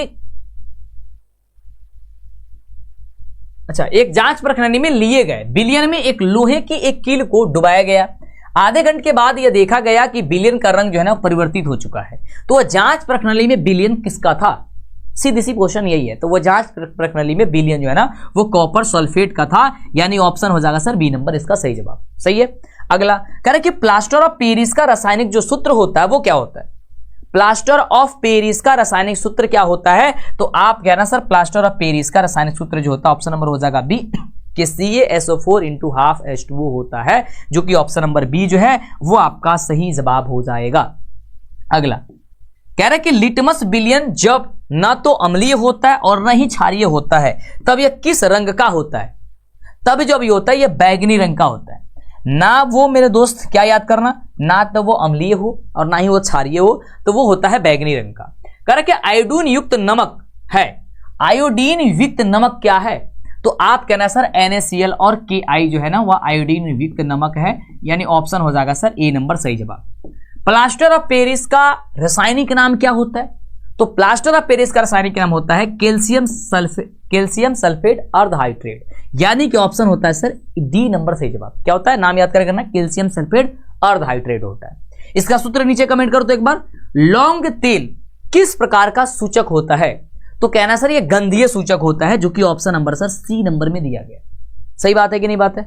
एक बार मुझे बताना, ठीक है, ये मुझे बताना सही है। यस, एक बार जल्दी बता रहा। चलो अगले क्वेश्चन की बात करते हैं। अगला जो क्वेश्चन है वो कह रहा है कि दही में कौन सा अम्ल है? तो दही में मेरे बच्चे जो होता है वो लैक्टिक अम्ल होता है, जो कि ऑप्शन नंबर जो है वो सी नंबर आपका जो दिया गया है वो आपका बिल्कुल ही सही जवाब हो जाएगा।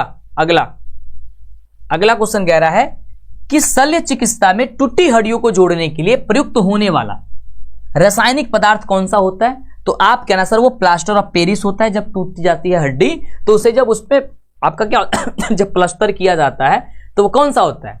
तो प्लास्टर ऑफ पेरिस का होता है बाबू, ठीक है। चलो तो मेरे बाबू अगला क्वेश्चन बहुत ही प्यारा सा है, और प्यारा सा क्वेश्चन क्या करा जल्दी से इसका जवाब बता। कह रही है कि अमोनिया क्लोराइड का जलीय विलयन कैसा होता है? तो अमोनिया क्लोराइड का जो जलीय विलयन होता है वो आपका अम्लीय होता है, यानी ऑप्शन जो हो जाएगा वो ए नंबर आपका होगा। अगला एसिटिक अम्ल का प्राकृतिक स्रोत इनमें से कौन है? तो एसिटिक अम्ल का होता है सर सिरिका। क्या होता है सर? सिरका होता है। अगला कह रहा है कि सिट्रिक अम्ल का प्राकृतिक स्रोत क्या है? तो सिट्रिक अम्ल का प्राकृतिक स्रोत होता है संतरा या फिर नींबू। क्या होता है? संतरा या फिर नींबू। कह रहा है कि टार्ट्रिक अम्ल इनमें से किसमें पाया जाता है? तो टार्ट्रिक अम्ल जो होता है वो आपका इमली में पाया जाता है ना। कुछ अम्ल का नाम हम बता रहे हैं, उसे तुम याद कर लो।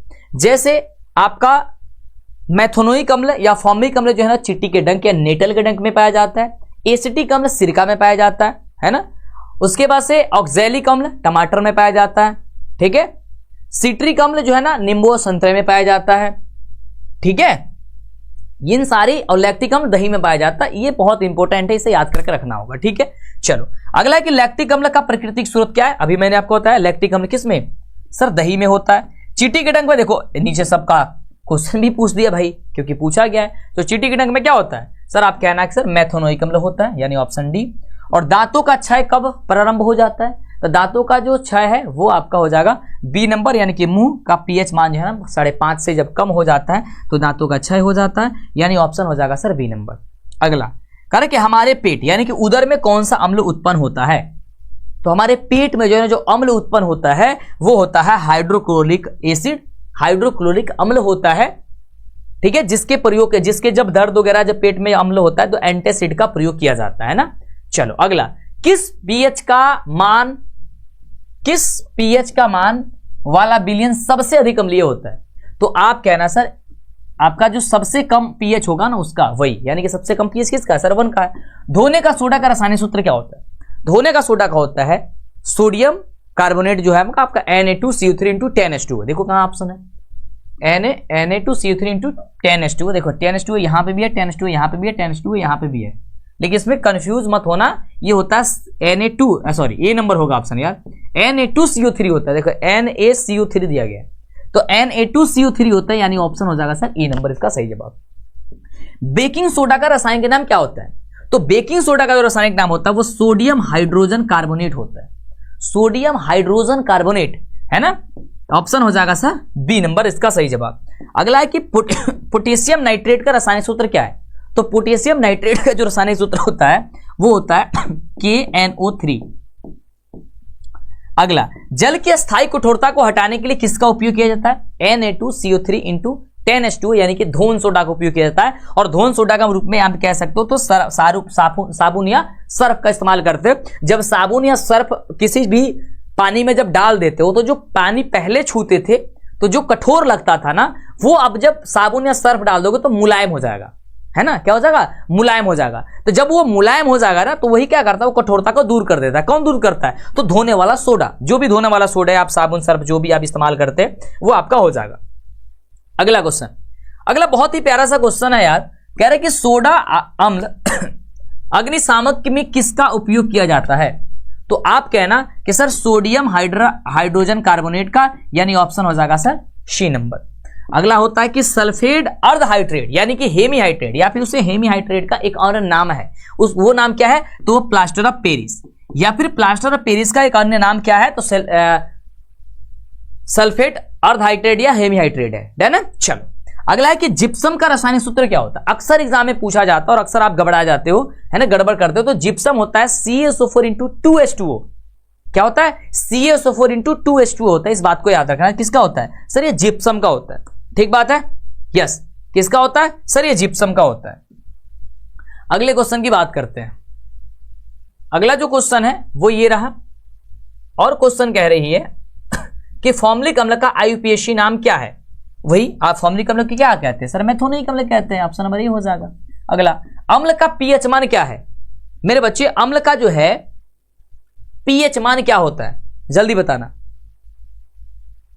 ठीक है। अम्ल का पीएच मान सर 7 से कम होता है। क्या हो जाएगा सर? 7 से कम, यानी कि ऑप्शन हो जाएगा सर ए नंबर सही जवाब। इस समय आप लोगों को सिर्फ क्वेश्चंस पे ध्यान देना है, ज्यादातर कमेंट्स में, ज्यादातर बातें में बिल्कुल ध्यान नहीं देना भाई मेरे। यदि तुम इस वर्ष अब और अभी इस समय के टाइमिंग में यदि तुम चाहोगे मुझसे बातें करना तो मैं बात खुद कम करने की कोशिश कर रहा हूं, मैं कर ही नहीं रहा हूं, ताकि आपकी एग्जाम में क्वेश्चन ना घबरा जाए। और यदि आप जो भी आधे घंटे, 2 घंटे, 2.5 घंटे, 1 घंटे, 1.5 घंटे जो आपको क्लास हम ले रहे हैं उसमें यदि कंटेंट की ज्यादा बातें होगी तो बहुत ज्यादा सुंदर होगा, ठीक है। यस, हाँ भाई, संस्कृत के निबंध पे वीडियो आ जाएंगे आपके, परेशान मत हो। चलो अगला क्वेश्चन कह रही है कि निम्नलिखित में से कौन गैस चूने के पानी को दुधिया कर देता है? तो गैस के पानी को दुधिया जो कर देता है उसका नाम है कार्बन डाइऑक्साइड, यानी कि हो जाएगा सर CO2। निम्न में से कौन सा भस्म नहीं है? भस्म कौन नहीं है? तो आप कहना कि सर NaCl जो है ना वो आपका भस्म नहीं होता, ये आपका लवण है ना। चलो आगे बात करते हैं। अगला कह रहा है कि सिरका में कौन सा अम्ल पाया जाता है? अभी बताए थे सर, सिरका में एसिटिक अम्ल पाया जाता है, यानी ऑप्शन नंबर हो जाएगा सर डी नंबर। अगला कह रहा है कि अम्ल और क्षार आपस में अभिक्रिया करके क्या बनाते हैं? तो भाई अम्ल और क्षार आपस में अभिक्रिया करके लवण बनाते हैं। जब भी अम्ल और क्षार आपस में जुड़ते हैं, यानी कि जब अम्ल जो होता है वो क्षार से जब अभिक्रिया करता है तो क्या बनाता है? लवण और प्लस जल का निर्माण कर रहा है।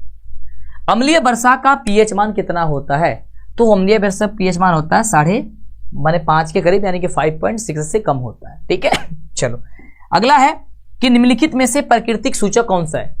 प्राकृतिक सूचक, तो आप कहना सर हल्दी जो होता है वह प्राकृतिक सूचक होता है। भाई अभी तक बिहार बोर्ड में जितने क्वेश्चन पूछ दिए गए तुम्हारे केमिस्ट्री से वो सारे क्वेश्चन बताने वाले हैं। अभी तक केमिस्ट्री में सेकंड नंबर चैप्टर जो होता है सबसे ज्यादा इंपॉर्टेंट है, और आज तक देख रहे हो कि अभी तक हम लोग 70 क्वेश्चन पढ़ लिए, लेकिन ये खत्म होने का नाम नहीं ले रहा है भाई। ये चैप्टर जो है ना, अम्ल, क्षार और लवण, वो बहुत इंपॉर्टेंट है।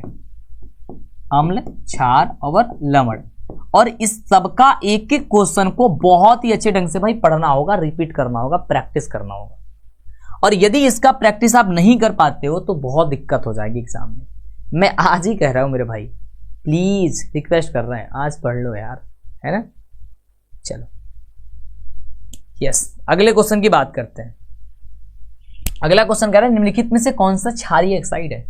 इसमें से क्षारीय ऑक्साइड कौन है, तो आप कहना सर Na2O जो दिया गया वो आपका एक प्रकार का क्षारीय ऑक्साइड होता है। कह रहे कि बेकिंग पाउडर का एक मिश्रण क्या है, बेकिंग पाउडर का एक मिश्रण, तो आप कहना सर NaHCO3 एवं टार्टिक अम्ल जो है ना वो बेकिंग पाउडर का एक क्या है, जल्दी बताओ, तो एक मिश्रण होता है। यानी ऑप्शन हो जाएगा सर डी नंबर सही नंबर, सही जवाब।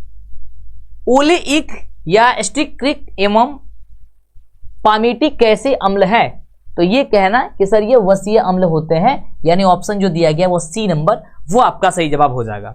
अगला,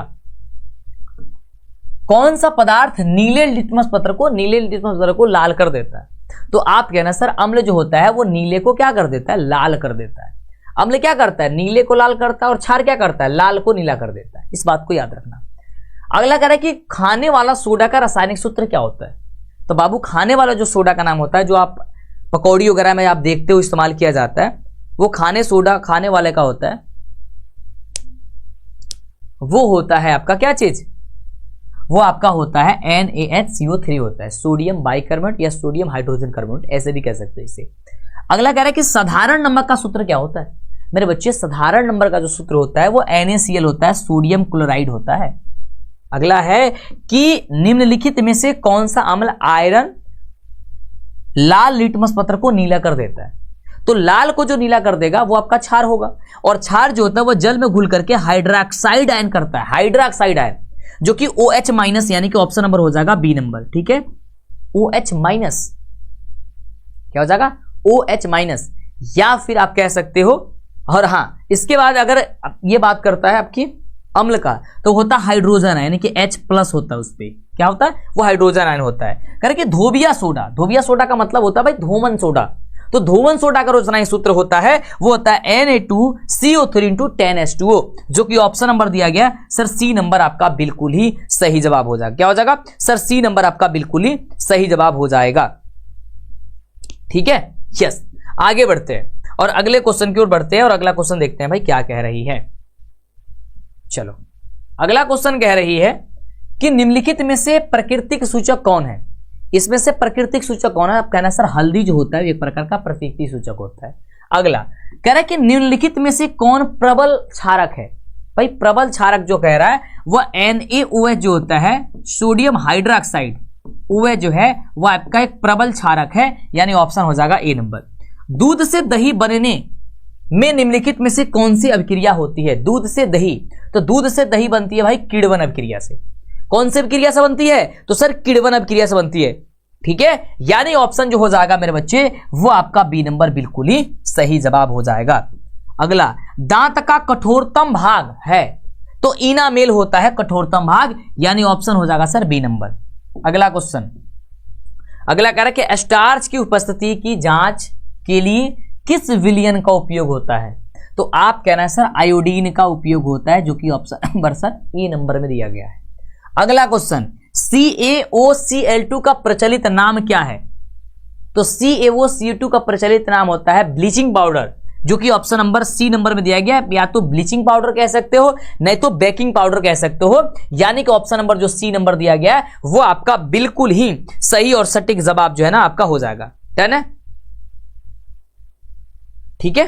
चलो, कह रहा है कि यशद पुष्प क्या है, तो यशद जो पुष्प है वो आपका ZNO है। क्या है, ZNO, क्या हो जाएगा सर ZNO है, यानी ऑप्शन जो हो जाएगा वो ए नंबर आपका सही जवाब हो जाएगा। अगला, शुष्क बर्फ का रासायनिक सूत्र क्या है, शुष्क बर्फ का रासायनिक सूत्र जो होता है वो CO2 होता है, यानी कि कार्बन डाइऑक्साइड होता है। अगला क्वेश्चन, अगला देखो, अगला कह रहा है कि अम्ल का जलीय विलयन निम्न में से कौन सा उत्पन्न करता है। तो अम्ल हमने बताया था सर हाइड्रोजन आयन उत्पन्न करता है, यानी क्या हो जाएगा सर बी नंबर। निम्नलिखित में से कौन सा सबसे सबल अम्ल है। सबल, तो सबल हो जाएगा सर यहां से HI जो दिया गया वही आपका एक सबल अम्ल होता है। अगला कह रहा है कि निम्नलिखित में से कौन सा पदार्थ का जलीय विलयन नीले लिटमस पत्र को लाल कर देता है।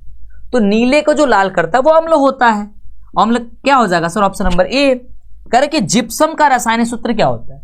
तो जिप्सम का रासायनिक सूत्र होता है CaSO4 × 2H2O, यानी ऑप्शन हो जाएगा सर डी नंबर इसका बिल्कुल सही जवाब। कह रहे कि किस विलयन का pH सबसे अधिक होता है। किस विलयन वाला मान क्या कह रहा है, किस pH वाला मान विलयन सबसे अधिक क्षारीय होता है। तो जितना ज्यादा उसका pH मान 7 से अधिक होगा उतना ही क्षारीय होगा। तो आप देखोगे सर सबसे ज्यादा ऑप्शन नंबर सी में दिया गया है, pH बराबर 11, तो यानी कि सबसे ज्यादा ये होगा। अगला कह रहा है कि निम्नलिखित में से संश्लेषित सूचक कौन है। संश्लेषित सूचक कौन है आपका 92 नंबर क्वेश्चन। तो आप कहना सर मेथिल ऑरेंज, यानी ऑप्शन जो कह रहा है सी नंबर वो आपका सही जवाब हो जाएगा। क्या हो जाएगा मेरे बच्चे सर मेथिल ऑरेंज जो आपका जो हो जाएगा वो सी नंबर आपका बिल्कुल ही सही जवाब हो जाएगा। अगले क्वेश्चन की बात करते हैं। कह रहा है कि निम्नलिखित में कौन ग्लोबर लवण का सूत्र है। जल्दी बताओ। तो आप कहना है सर Na2SO4 × 2H2O। क्या कहोगे Na2SO4 × 2H2O, यानी कि ऑप्शन हो जाएगा सर डी नंबर इसका बिल्कुल ही सही जवाब। ठीक है, चलो आगे बढ़ते हैं।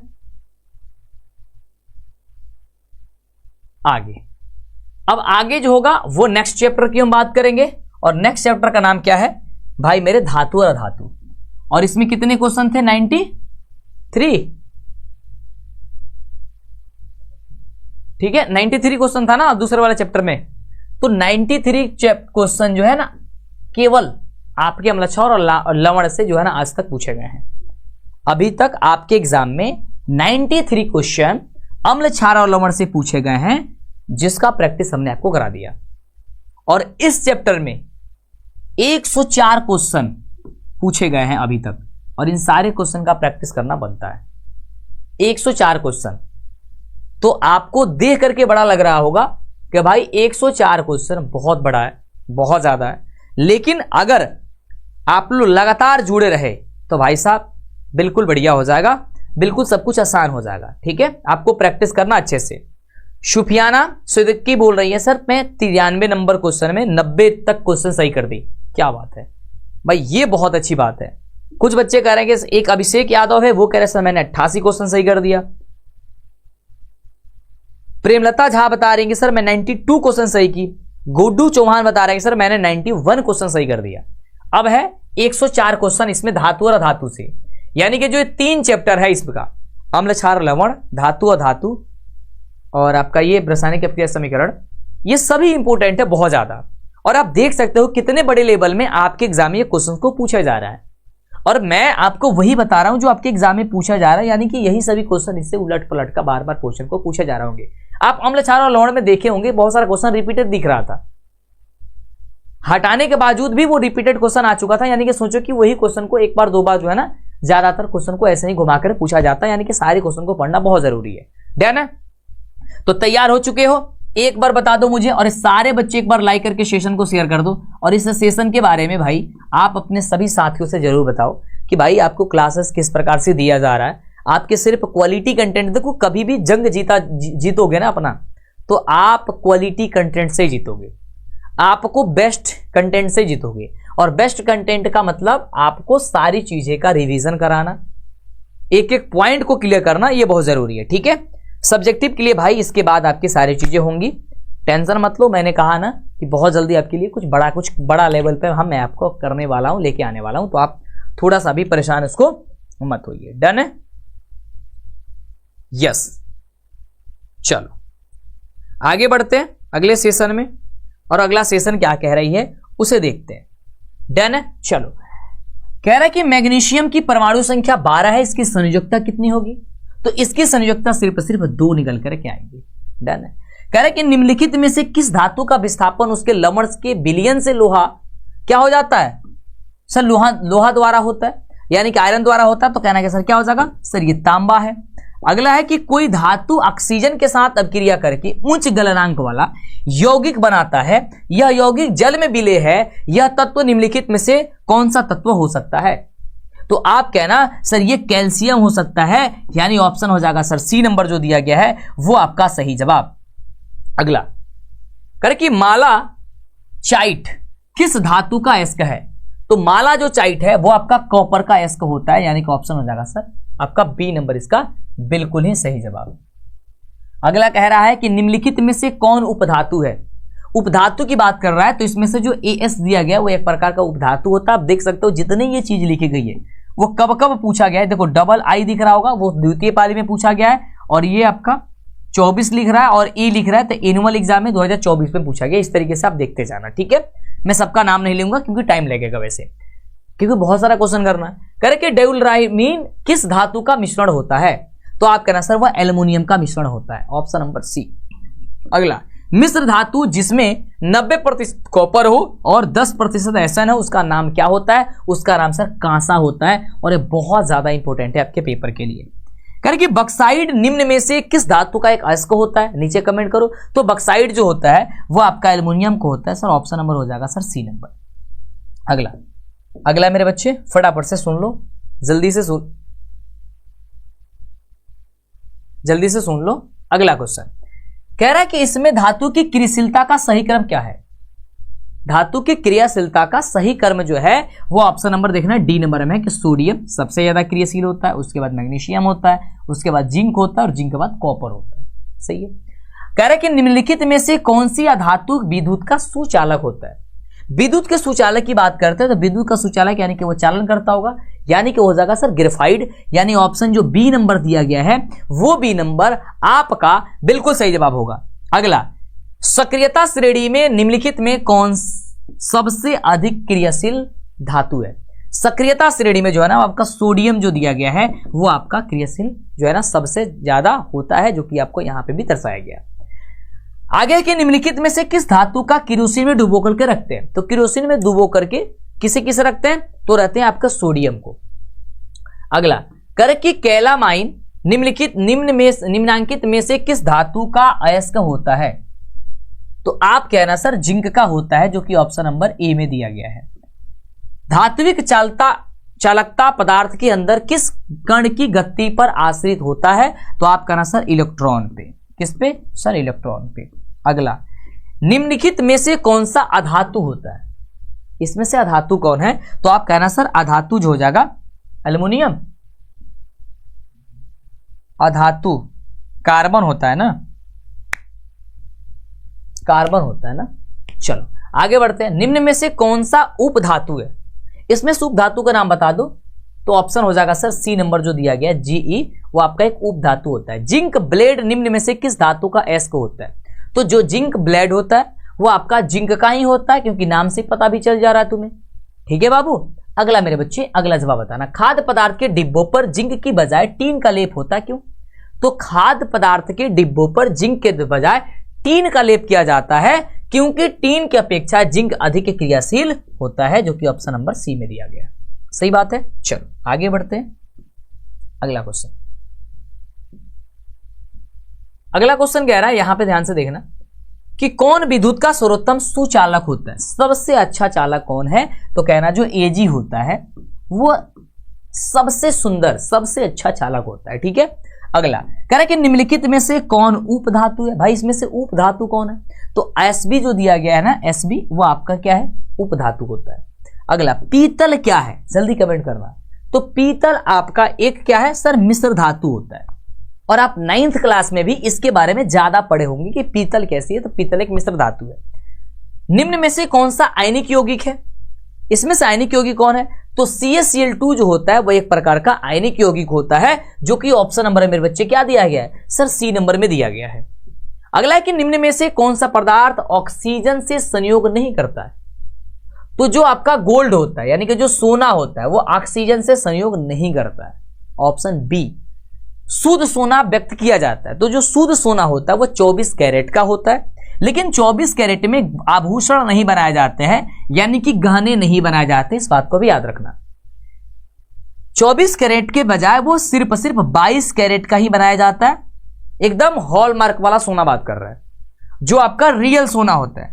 लेकिन जो आपके गांव में बेचते हैं सोना, किसी दुकान में आप जाओगे, वो अगर हॉलमार्क का सोना नहीं बेच रहा है ना, वो सबसे घटिया किस्म का सोना बेचता है और वो आपका पैसा लेता है 24 कैरेट वाले से।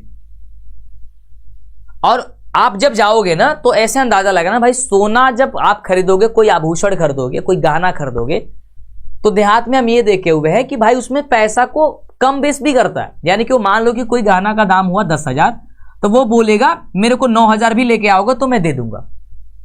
अब बताओ भाई साहब, जब तुमको ये 10,000 का गहना हुआ 24 कैरेट के भाव से जोड़े, और उसके बाद से तुम कह रहा 9,000 कर देंगे, यानी कि 10,000 में 1,000 कह रहा है कि कम दे देंगे, या 500 कम दे देंगे, 500 भी कम लाओगे तो दे देंगे। अब उसका अंदाजा लगाओ कि भाई आपका किस किस्म का सोना है। अब सोना में भी अब भाई वो तो डेली का डेली सोना का रेट ऊपर नीचे होता है, उसी अनुसार बेचा जाता है। तो पता है तुम्हें कितनी कैरेट का सोना होता है? आप लोग जानते हो कि जो आपके मम्मी पापा कोई भी सोना जो खरीदते हैं वो कितने कैरेट का होता है, पता है आपको? मुझे एक बार बताना, क्या आपको ये बात पता है? जल्दी बताना फटाफट से।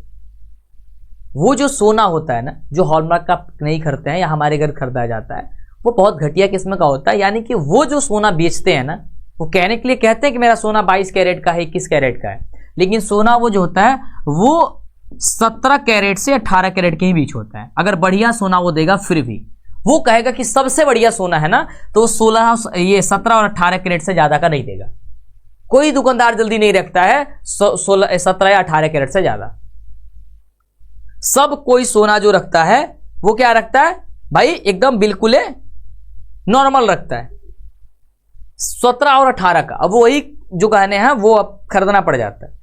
वो 22 कैरेट का नहीं खरीद देते हैं हम लोग, वो बेच देता है 22 कैरेट के नाम पे। 22 कैरेट का होता नहीं, क्योंकि 22 कैरेट का सोना जो है ना, वो एक्चुअली हॉलमार्क जो होता है उसी में होता है। उसमें 1 पैसा का जो है ना, वो आपके कटौती कभी नहीं होगी।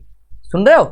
यस। चलो, तो ऐसे लोगों से भाई पहले उन्हें सचेत कर लो, और उन्हें पैसा जब दे रहे हो, सोना जो आपके घर खरीदाएगा ना, थोड़ा सा अच्छे से उसे जांच पड़ताल कर लेना कि भाई तुम्हारा सोना किस कैरेट का, रियल बताओ, है ना। और पैसा को यार तुम ठीक से लगाओ, है ना।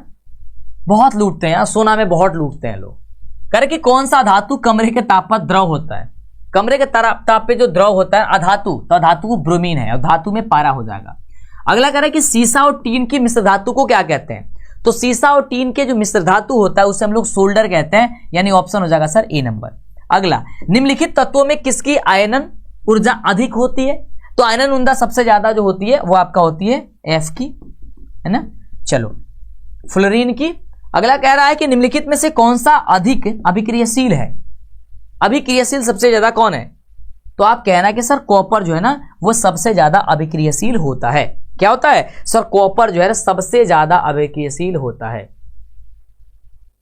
आगे क्या आ गया क्वेश्चन? हाँ, 29 नंबर क्वेश्चन कह रहा है, बहुत ही प्यारा सा क्वेश्चन है मेरे भाई।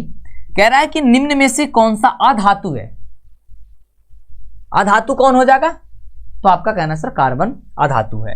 कार्बन क्या है? वही भाई अधातु है, ठीक है। अगला क्वेश्चन, सिलिका क्या है? देखो, दो तरह से पूछता है। एक बार पूछा था 2013 में कि निम्न में अधातु कौन है, तो कार्बन। और एक बार 2012 और 2012 में और 2021 में भी पूछ दिया, तो उसमें कह दिया कि कार्बन क्या है, तो उसमें भी अधातु है। तो इस तरीके से भी घुमाया जाता है क्वेश्चन। सक्रियता श्रेणी में हाइड्रोजन के ऊपर के धातु क्या होते हैं? तो बाबू सक्रियता श्रेणी में जन बैठे, वो हाइड्रोजन के ऊपर के जो है ना, वो ऑप्शन क्या क्या दिया गया है? अम्लों से अभिक्रिया कर हाइड्रोजन आयन बनाता है, या अम्लों से अभिक्रिया करके हाइड्रोजन गैस बनाता है। तो हाइड्रोजन गैस बनाता है, आयन नहीं बनाता भाई, गैस बनाता है, यानी ऑप्शन हो जाएगा सर बी नंबर। अगला जवाब बताना अगले क्वेश्चन का, बहुत ही प्यारा सा क्वेश्चन है। और अगला क्वेश्चन है, कह रहे कि धातु के ऑक्साइड सामान्यता होते हैं। तो धातु के ऑक्साइड जो होते हैं वो सामान्यता क्या होते हैं सर? क्षारीय होते हैं। क्या होते हैं? क्षारीय। अगला, करके अयस्क से चुंबकीय अशुद्धियों को दूर करने के लिए जो विधि प्रयुक्त की जाती है वो विधि कौन सी है? तो वो विधि है चुंबकीय पृथक्करण विधि। चुंबक से, है ना, यानी कि जो अयस्क से चुंबक के द्वारा जो अशुद्धियों को बाहर निकाला जाता है वो चुंबकीय पृथक्करण विधि किया जाता है। चुंबकीय क्या ना, अलग करने की विधि को उसको कहा जाता है।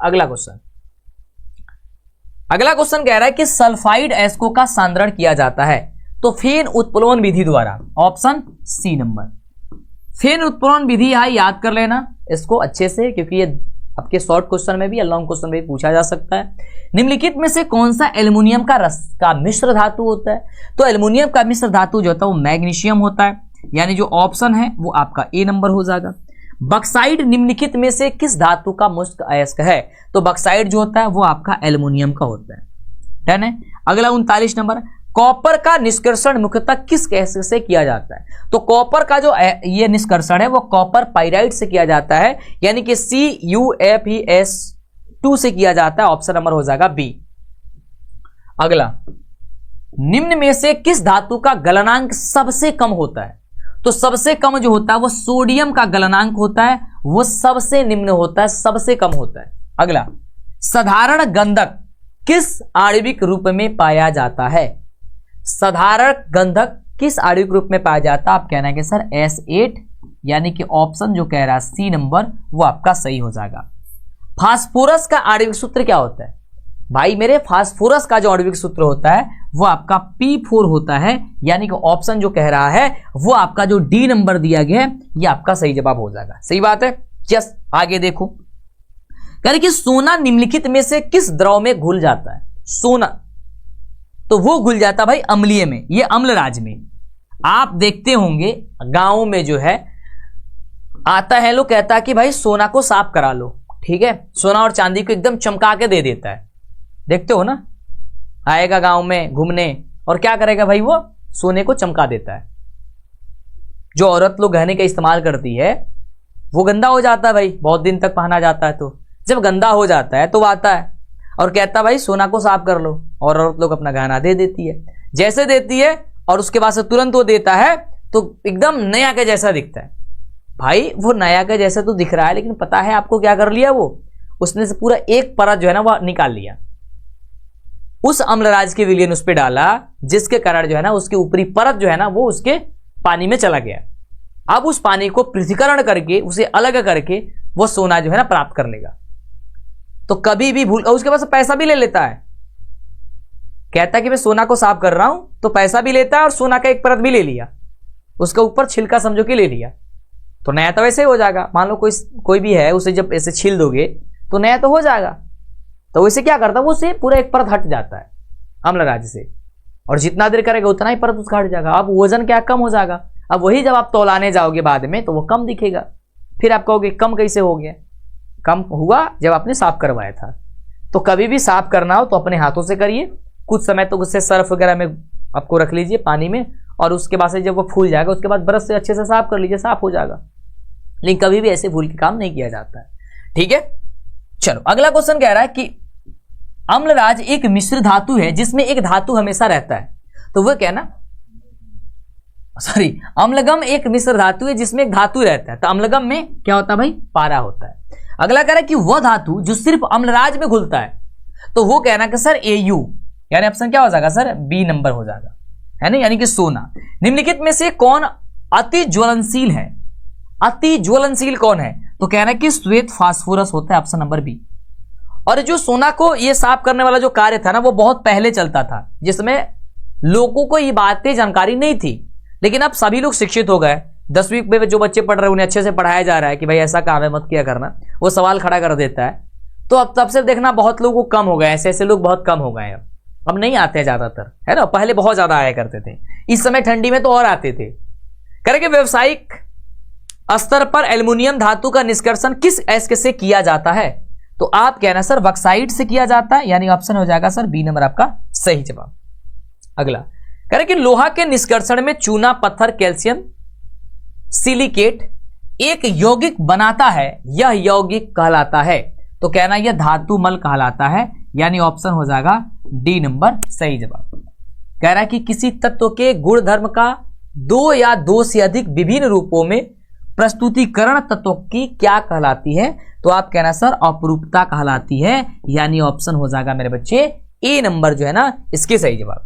अगला 50 नंबर, धातुओं की प्रकृति होती है, तो मेरे बच्चे जो धातु की प्रकृति होती है वो विद्युत धनात्मक होती है। कैसी होती है सर? विद्युत धनात्मक होती है।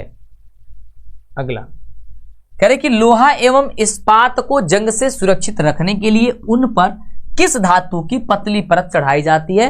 तो आप कहना सर उस पे जिंक की पतली परत चढ़ाई जाती है, यानी ऑप्शन हो जाएगा सर डी नंबर इसका बिल्कुल ही सही जवाब। अगला कह रहे कि किस रासायनिक यौगिक को गर्म करने पर प्लास्टर ऑफ पेरिस प्राप्त किया जाता है? तो आप कहना सर जिप्सम को। कौन सर? जिप्सम हो जाएगा। ऑप्शन नंबर क्या होगा मेरे बच्चे? तो आप कहना कि सर बी नंबर जो दिया गया है वो बी नंबर हम लोगों का बिल्कुल ही सही जवाब हो जाएगा। ठीक है, ठीक है, चलो आगे बढ़ते हैं। अगला क्वेश्चन देखो। अगला क्वेश्चन कह रही है, यहां पे ध्यान से सुनना, इसका जवाब बताना। कह रहे कि विद्युत अपघटनी परिष्करण में अशुद्ध धातु को बनाया जाता है, तो अशुद्ध धातु को बनाया जाता है एनोड, यानी ऑप्शन सर ए नंबर। 54 नंबर, निम्नलिखित में से कौन सबसे अधिक अभिक्रियाशील धातु होता है? तो सबसे अधिक अभिक्रियाशील धातु इसमें से क्या हो जाएगा सर? पोटेशियम हो जाएगा, यानी ऑप्शन क्या हो जाएगा सर? डी नंबर हो जाएगा। सोडियम भी तो होता है ना, सोडियम भी होता है ना, सबसे ज्यादा तो सोडियम होता है, पोटेशियम सबसे ज्यादा होता है सोडियम से ज्यादा, है ना। चलो अगला कह रहे कि जब मैग्नीशियम फीता को जलाया जाता है तो उत्पन्न आग की लौ होती है, उस समय जो होती है वो चमकीली और उजला होता है। क्या होता है सर? सी नंबर सही जवाब होता है।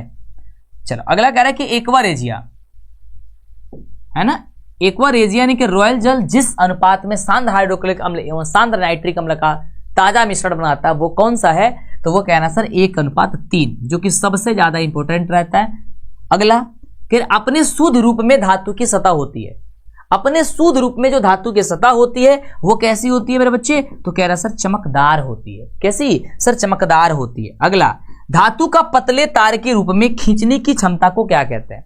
तो धातु को पतले रूप में खींचने की जो क्षमता होती है उसे हम लोग कहते हैं सर तन्यता। क्या कहते हैं? तो बाबू इसे कहते हैं सर तन्यता कहते हैं। अगला क्वेश्चन, अगला कह रही है, ध्यान से देखना, कि कुछ धातुओं को पीट करके पतली चादर बनाया जा सकता है, इस गुणधर्म को क्या कहते हैं? तो जब चादर बनाया जाता है तो उसे कहते हैं आघातवर्ध्यता। क्या कहते हैं सर? उसे आघातवर्ध्यता कहते हैं। ठीक है, चलो अगला क्वेश्चन, जो धातुएं कठोर सतह से टकराने पर आवाज उत्पन्न करती है उन्हें क्या कहते हैं? तो जो आवाज उत्पन्न करती है उसे हम लोग सोनेरस कहते हैं, यानी कि ध्वनि कहते हैं। क्या कहते हैं सर?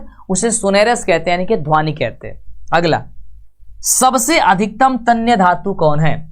सबसे अधिक तन्य जो धातु है वो धातु आपका सोना होता है, यानी ऑप्शन जो हो जाएगा वो सर डी नंबर जो दिया गया है वो आपका सही जवाब हो जाएगा। अगला, 1 ग्राम सोना से कितना लंबा तार बनाया जा सकता है? ये सबसे ज्यादा क्वेश्चन आपके एग्जाम में पूछा जाता है।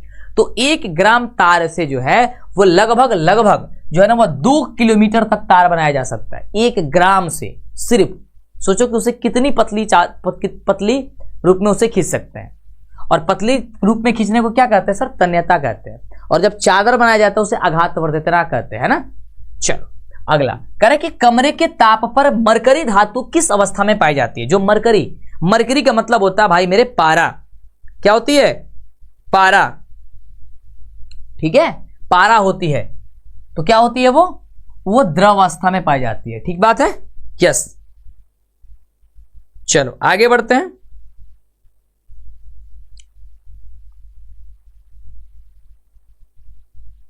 अगला मेरे बच्चे कह रहा है क्वेश्चन, बहुत ही प्यारा सा क्वेश्चन है। कह रहा है कि इनमें से कौन अधातु होते हुए भी चमकीला होता है? भाई वो अधातु है फिर भी बहुत चमकीला है, तो उसका नाम है आयोडीन। क्या है सर? आयोडीन है। अगला, सबसे कठोर प्राकृतिक पदार्थ कौन सा होता है? सबसे कठोर तो सोना होता है, सॉरी माफ करना यार, हीरा होता है। और हीरे का प्रांतांक पूछा भी जाता है तो कहना सर 2.42 होता है, यानी कि 2.42 होता है। अगला क्वेश्चन, अगला प्यारा सा क्वेश्चन आपके स्क्रीन पे है और कह रही है कि एल्युमिनियम पर मोटी ऑक्साइड की परत बनाने की प्रक्रिया को क्या कहते हैं? एल्युमिनियम पर तो आप कहना सर एडोनीकरण कहते हैं, एथोडीकरण कहते हैं, यानी ऑप्शन हो जाएगा सर ए नंबर। अभिक्रियाशीलता के इस क्रम में कौन सा सही है? अभिक्रियाशीलता के जो ये क्रम है वो कौन सा सही है? तो सबसे पहले यहां पे देखो मैग्नीशियम है, मैग्नीशियम के बाद जो है ना अभिक्रियाशील क्या होता है, एल्युमिनियम, उसके बाद जिंक, और जिंक से क्या हो जाएगा सर, लोहा। यानी ऑप्शन क्या हो जाएगा सर, सी नंबर। इनमें से सबसे अधिक अभिक्रियाशील धातु कौन सी है, सबसे ज्यादा अभिक्रियाशील कौन है, तो कहना कि सर सोडियम हो जाएगा इसके अनुसार, इस ऑप्शन के अनुसार। ठीक है, चलो आगे बढ़ते हैं, अगला क्वेश्चन देखते हैं। अगला क्वेश्चन प्यारा सा क्वेश्चन यहां पे आपके स्क्रीन पे कह रही है कि सोडियम की परमाणु संख्या क्या है। भाई मेरे सोडियम की परमाणु संख्या जो होती है वो 11 होती है। कितनी होती है सर, 11 होती है। पोटेशियम की परमाणु संख्या कितनी होती है, तो वो आपका 19 होती है। ऑक्सीजन की परमाणु संख्या कितनी होती है, ऑक्सीजन की, तो कहना सर वह 8 होती है। क्लोरीन की परमाणु संख्या कितनी होती है, तो कहना सर 17 होती है। हीलियम की परमाणु संख्या कितनी होती है, जल्दी बताना फटाफट से, सर हीलियम की कितनी होती है, तो आप कहना सर 2 होती है। कैल्शियम की परमाणु संख्या कितनी होती है, जल्दी बताना, तो आप कहना सर कैल्शियम जो होता है, कैल्शियम क्या है, ऑप्शन नंबर डी 20 होता है। फास्फोरस की परमाणु संख्या कितनी होती है, तो कहना सर 15 होता है। इतनी जो परमाणु संख्याएं पूछी जाती है, यही बात जो है ना बार बार रिपीट किया जाएगा। ये जो जितने भी परमाणु संख्या मैंने बताया अभी, इसे रट लेना, याद कर लेना, जो भी करना कर लेना भाई, क्योंकि इसमें से कोई ना कोई क्वेश्चन आपके एग्जाम में पूछ देगा। ठीक है, अगला आयनिक यौगिक NaCl का गलनांक क्या है, तो NaCl का जो गलनांक होता है वो 1074 होता है। ठीक है, निम्नलिखित में से किस धातु को किरोसिन में डुबो करके रखते हैं, तो सोडियम होता है, जो कि option number sir B number में दिया गया है।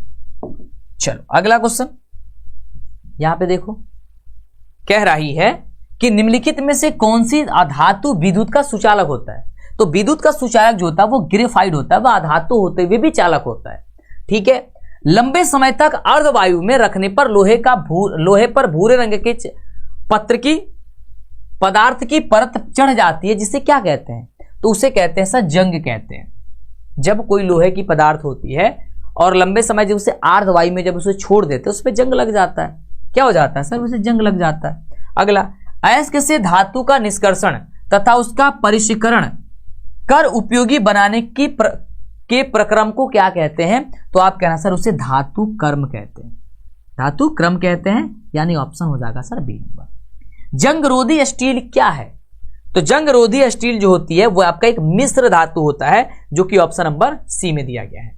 अगला देखो, सबसे अधिक विद्युत ऋणात्मक तत्व कौन सा है, तो सबसे अधिक विद्युत ऋणात्मक तत्व जो होता है वह फ्लोरीन होता है। यानी ऑप्शन जो होगा वो आपका बी नंबर हो जाएगा। क्रायोलाइट किस धातु का अयस्क होता है, तो क्रायोलाइट होता है वो आपका एल्युमिनियम का अयस्क होता है, जो कि ऑप्शन हो जाएगा सर सी नंबर। निम्नलिखित में से कौन सबसे कम क्रियाशील धातु होती है, सबसे कम क्रियाशील जो धातु होती है वो आपका लोहा होती है, इस ऑप्शन के अकॉर्डिंग, ऑप्शन नंबर सर सी। कई बार जो होता है ऑप्शन चेंज रहता है, तो चेंज के अनुसार से केवल रट मत लेना, बहुत सारी बात जो है ना वो दूसरा भी ऑप्शन हो सकता है, आंसर हो सकता है, तो उसमें ऑप्शन कुछ अलग दिया गया होगा, इस बात को गौर करना। ठीक है, इसमें मिस मत करना कभी भी। निम्नलिखित में से किस धातु को चाकू से काटा जा सकता है, तो ये आपका क्या हो जाएगा, सोडियम जो धातु है उसे चाकू से भी काटा जा सकता है। यानी ऑप्शन क्या हो जाएगा सर बी नंबर आपका सही जवाब हो जाएगा। ठीक बात है, अगला देखो, अगला क्वेश्चन जो है वो कह रहा है कि लोहे के फ्राइंग पैन के जंग से बचाने के लिए निम्न में से कौन सी विधि उपयुक्त की जाती है, तो आप कहना कि सर उससे ग्रीज भी लगाया जाता है, जिंक की परत भी, और पेंट, यानी कि उसमें से क्या हो जाएगा सर डी नंबर इसका सही जवाब हो जाएगा। अगला, निम्नलिखित में से सबसे भारी धातु कौन है, सबसे भारी धातु जो होता है वो यूरेनियम होता है। क्या होता है सर, यूरेनियम होता है। यानी ऑप्शन जो हो जाएगा सर बी नंबर आपका सही जवाब हो जाएगा। ठीक बात है, चलो तो आगे बात करते हैं। अगला, चलो ये देखो 88 नंबर का प्रश्न कह रहा है कि जस्ता का अयस्क क्या है, जस्ता का अयस्क क्या है, तो आप कहना सर जिंक ब्लेड है।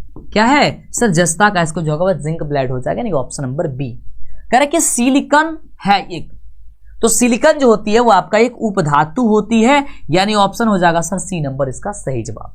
अगला, आभूषण बनाने वाला सोना क्या होता है, तो 22 कैरेट तक का सोना का यूज किया जाता है, बट मार्केट में 22 कैरेट का सोना मिलता नहीं है। हालांकि ये मिलता है, हॉलमार्क में मिलता है, बट ऐसे नहीं मिलता, मार्केट में बहुत कम लोग रखते हैं। हालांकि ऐसा नहीं कि मिलता ही नहीं है, मतलब हम बता देते हैं सोना बनता 22 कैरेट से ही है ना, वो जो शुद्ध सोना होता है 24 कैरेट के नाम पे बिकता है। अगला, निम्न में से कौन सा उत्कृष्ट तत्व है? तो उत्कृष्ट तत्व होता है आपका जो आर्गन है, वो आपका उत्कृष्ट तत्व है। ताम्र एवं टीन के मिश्र धातु को क्या कहते हैं? तो उसे कहते हैं सर कांसा, जो ऑप्शन नंबर ए में दिया गया है। सोना की परमाणु संख्या कितनी होती है? तो सोना की होती है 79 यानी कि 79। कितनी सर? 79 होती है। कमरे के ताप पर द्रव अवस्था में रहने वाली धातु क्या है? तो आप कहना सर वो पारा हो जाएगी। क्या होगी सर? पारा। ऑप्शन नंबर सर ए नंबर हो जाएगा। क्यूपाइराइट निम्नलिखित में से किस धातु का अयस्क होता है? तो क्यूपाइराइट जो होता है वो आपका कॉपर का होता है। क्यूपाइराइट से ही नाम पता चल जाएगा, कॉपर। Option number C. गंधक की परमाणु संख्या कितनी होती है? तो कहना सर 16 होती है। अधातु के ऑक्साइड कैसे होते हैं? तो आप कहना सर उसके अधातु के अम्लीय होते हैं, धातु के क्षारीय होते हैं। ऐसे तत्व जो इलेक्ट्रॉनों को त्याग करके धनायन बनाते हैं उसे क्या कहते हैं? तो उसे कहते हैं सर धातु कहते हैं। जो इलेक्ट्रॉन को त्याग करके धनायन बनाते हैं उसे धातु कहते हैं। Option number B. अगला, स्टेनलेस स्टील में लोहा एवं कार्बन के अलावे अन्य तत्व रहते हैं, कौन सा? तो आप कहना सर निकेल एवं क्रोमियम रहता है, जो कि option number sir C number में दिया गया है। निम्नलिखित में कौन अधातु है? तो कहना कि सर जो फास्फोरस दिया गया है पी, वो आपका एक अधातु है, यानी ऑप्शन नंबर सर हो जाएगा सी नंबर। सीनाबार निम्नलिखित में से किस धातु का अयस्क होता है? तो सीनेबार जो होता है वो आपका Hg का होता है। क्या होता है सर? H और G का होता है, जो कि ऑप्शन नंबर आपका डी में दिया गया। और 102 नंबर प्रश्न कह रहा है कि तांबा एवं टीन का मिश्र धातु क्या है? तो तांबा और टीन का मिश्र धातु सर कांसा होता है, यानी ऑप्शन नंबर जो कह रहा है वो आपका सर ए नंबर सही जवाब हो जाएगा। आगे देखना, अगला जो क्वेश्चन है कह रहा है कि निम्नलिखित में से कौन सा अम्लीय ऑक्साइड है? तो अम्लीय ऑक्साइड आप कौन से कहोगे? सर कह दोगे सर SO2 जो होता है वो आपका अम्लीय ऑक्साइड होता है और सक्रिय धातु अम्ल से विस्थापित करती है, तो कहना सर H2 का यानी कि हाइड्रोजन को करती है। ऑप्शन नंबर मेरे बच्चे बी नंबर। यानी कि टोटल जो है ना 3 चैप्टर में तीसरे जो चैप्टर है उसमें टोटल अभी तक ऑब्जेक्टिव जो क्वेश्चन है पूरे क्वेश्चन बैंक की, वो कितने? लगभग 104 क्वेश्चन को रिपीट किए गए हैं, लगभग 104 क्वेश्चन को पूछे गए हैं। अब एक बार मुझे बताओ कि 104 क्वेश्चन में तुम लोगों ने कितने क्वेश्चन का सही और सटीक जवाब दे दिए हो? एक बार मुझे नीचे कमेंट करना, जल्दी बताना फटाफट से। एक बार मुझे बताना कि आप लोगों ने कितने प्रश्न का जवाब जो है ना वो सही और सटीक आपने दिया है। जल्दी बताना फटाफट से, कितने प्रश्न का आप लोगों ने सही और सटीक दिया है।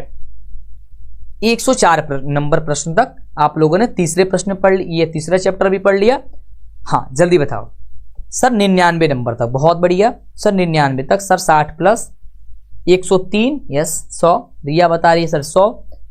हाँ बहुत सुंदर, चलो क्या बात है भाई। 94, 90 क्वेश्चन, बहुत बढ़िया।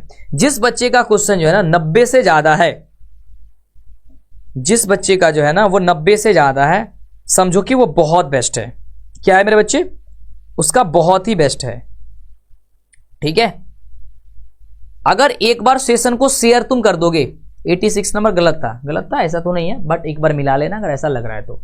यानी कि 3 नंबर चैप्टर तक तुम्हारे समाप्त हो गए। अभी तक जितने क्वेश्चन पूछे गए ये तुम्हारे एकदम क्वेश्चन बैंक की भाई चैप्टर वाइज तो अभी रिवीजन की राय जा रही है।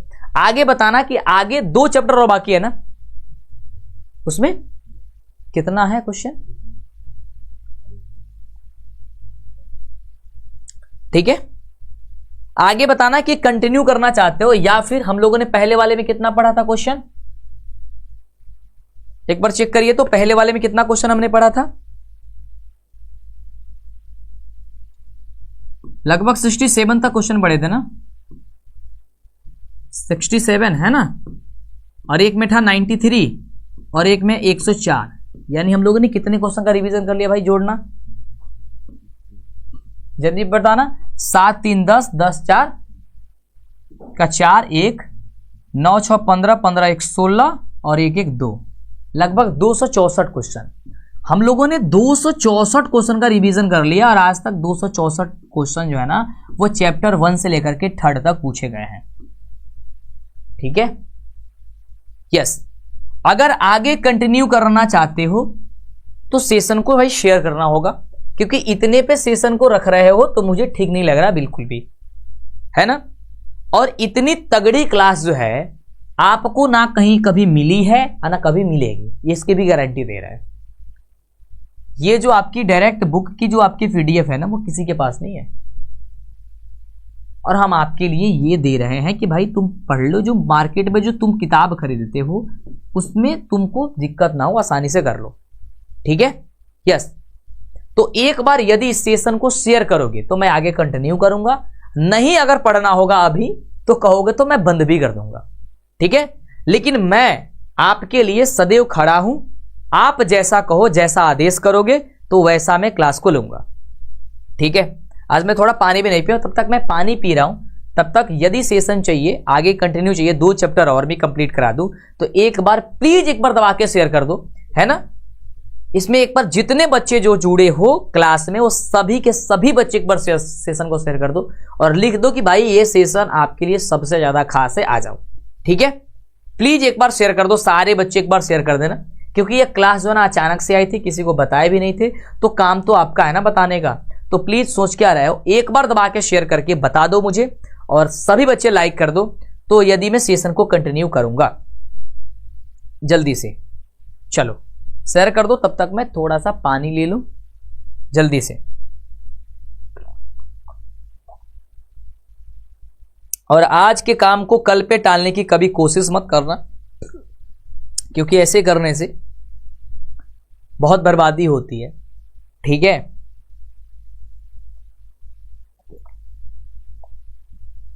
चलिए एक बार मुझे बताइए, सेशन को शेयर करके बताइए। एक बार हम पूल कर रहे हैं, देख रहे हैं कितने बच्चे कह रहे हैं कि सेशन को शेयर किया। क्या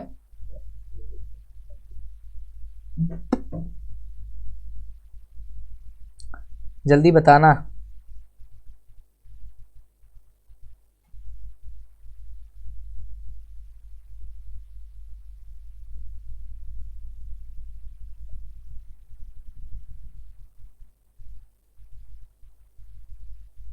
चलिए मैंने पोल कर दिया, और एक बार सेशन को शेयर कर दो।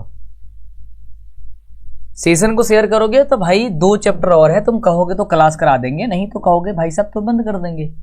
अब आपकी इच्छा है भाई, आप क्या कहते हो, ठीक है।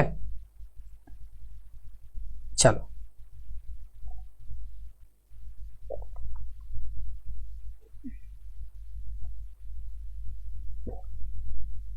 कर दोगे सेशन को शेयर आज। कार्बन वाले चैप्टर में ज्यादा दिक्कत होती है ना, तो कार्बन वाले चैप्टर को कर देंगे भाई समाप्त आज, जल्दी से। मैं वेट कर रहा हूं बस 1 मिनट।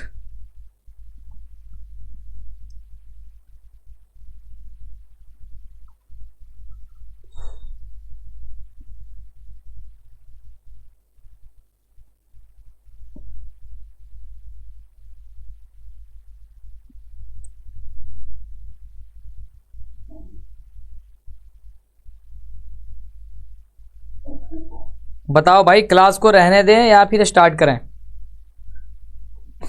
जल्दी से। कल करा दीजिएगा, कल करा दें, कल तो दूसरी सेशन चलेंगे फिर तगड़ी वाली, रहने दें। चलो तो आज के सेशन को, हाँ आप आज के सेशन को यहीं पे हम क्लोज करते हैं, ठीक है। आगे के सेशन आपके लिए नेक्स्ट डे, और याद रहे बहुत जल्दी आपके लिए कुछ लेके आ रहा है, तो आप जुड़ना ना भूलिए। और सारे बच्चे एक बार व्हाट्सएप से जुड़ जाओ। और हाँ, एक बार जितने बच्चे, यदि क्या नो कह रहे हो भाई, कल अभी कंटिन्यू करें, पढ़ने का मन कर रहा है, बोल दिए कि भाई रहने देते हैं, तो अब समझ में आ रहा है कि हाँ सर हम स्टार्ट करिए, तो शेयर नहीं कर रहे हो, फिर बच्चे नहीं आ रहे हैं तो कैसे स्टार्ट कर, बताओ तुम। शेयर करोगे बच्चे पढ़ेंगे तब तो, यार पढ़ोगे तुम तब तो मैं करूंगा ना स्टार्ट। अब तुम ही चले जाओगे क्लास छोड़ के, तो फिर मेरे पढ़ाने से क्या फायदा है। तुमको पढ़ाने के लिए आए हुए हैं ना हम।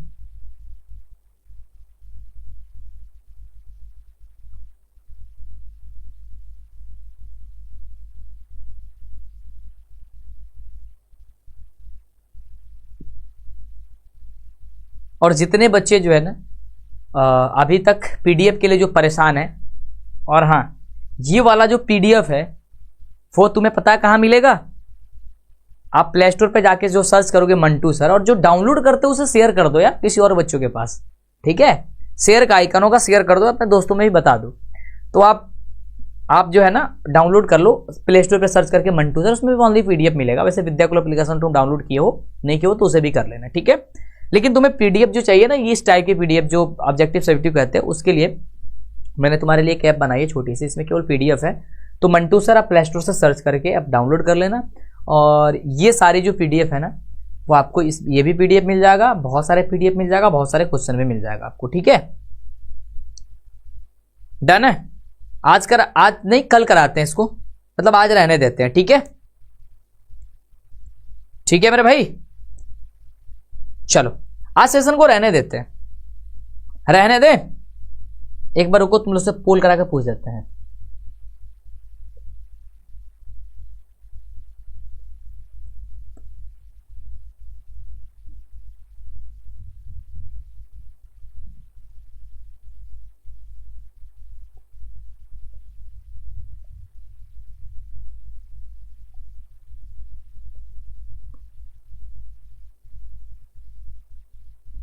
जल्दी पोल करो।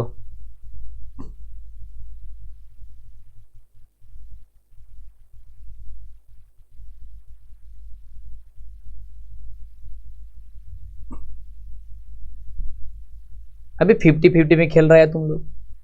कुछ बच्चा कह रहा है कि हाँ, या कुछ बंद का बच्चा कह रहा है कि ना। आज रहने दे, आज इतने क्वेश्चन का तैयारी करके आ जाना, तब रहने देंगे। तो 264 क्वेश्चन को भाई प्रैक्टिस कर लेना, एक दो बार और भी से वीडियो देख लेना, ठीक है? 51% बच्चे कह रहे हैं कि सर रहने दीजिए, बंद कर दीजिए। नहीं, कह रहा है कि सर नो, बंद मत करिए। 50-50 भी खेल रहा। आधा बच्चा कह रहा है कि सर करने दीजिए, आधा बच्चा कह रहा है कि मत करिए। मतलब मैं करूं क्या यार, तुम ये बताओ।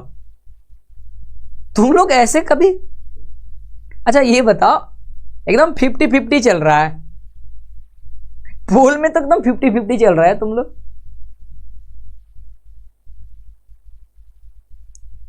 दोनों 50 है।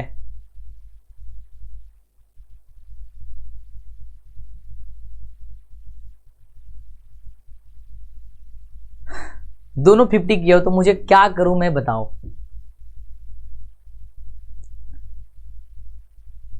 ऐसे ही हाल हो गया ना कि भाई ना चलने देंगे, ना खेलेंगे, ना ये कौन सा है एक डायलॉग है बड़े बढ़िया, ना खेले दे खेले बिगाड़ दे, मुझे हाल बा ना। आधे बच्चे कह रहे हैं कि सर पढ़ाइए, आधे कह रहे हैं कि सर रहने दीजिए। 50-50 का गेम खेल रहा है मेरे पास, है ना? अभी तक तो मैं सुना था 20-20 का चलता है मैच में, तुम तो आज मेरे साथ 50-50 का खेल रहे हो भाई, है ना?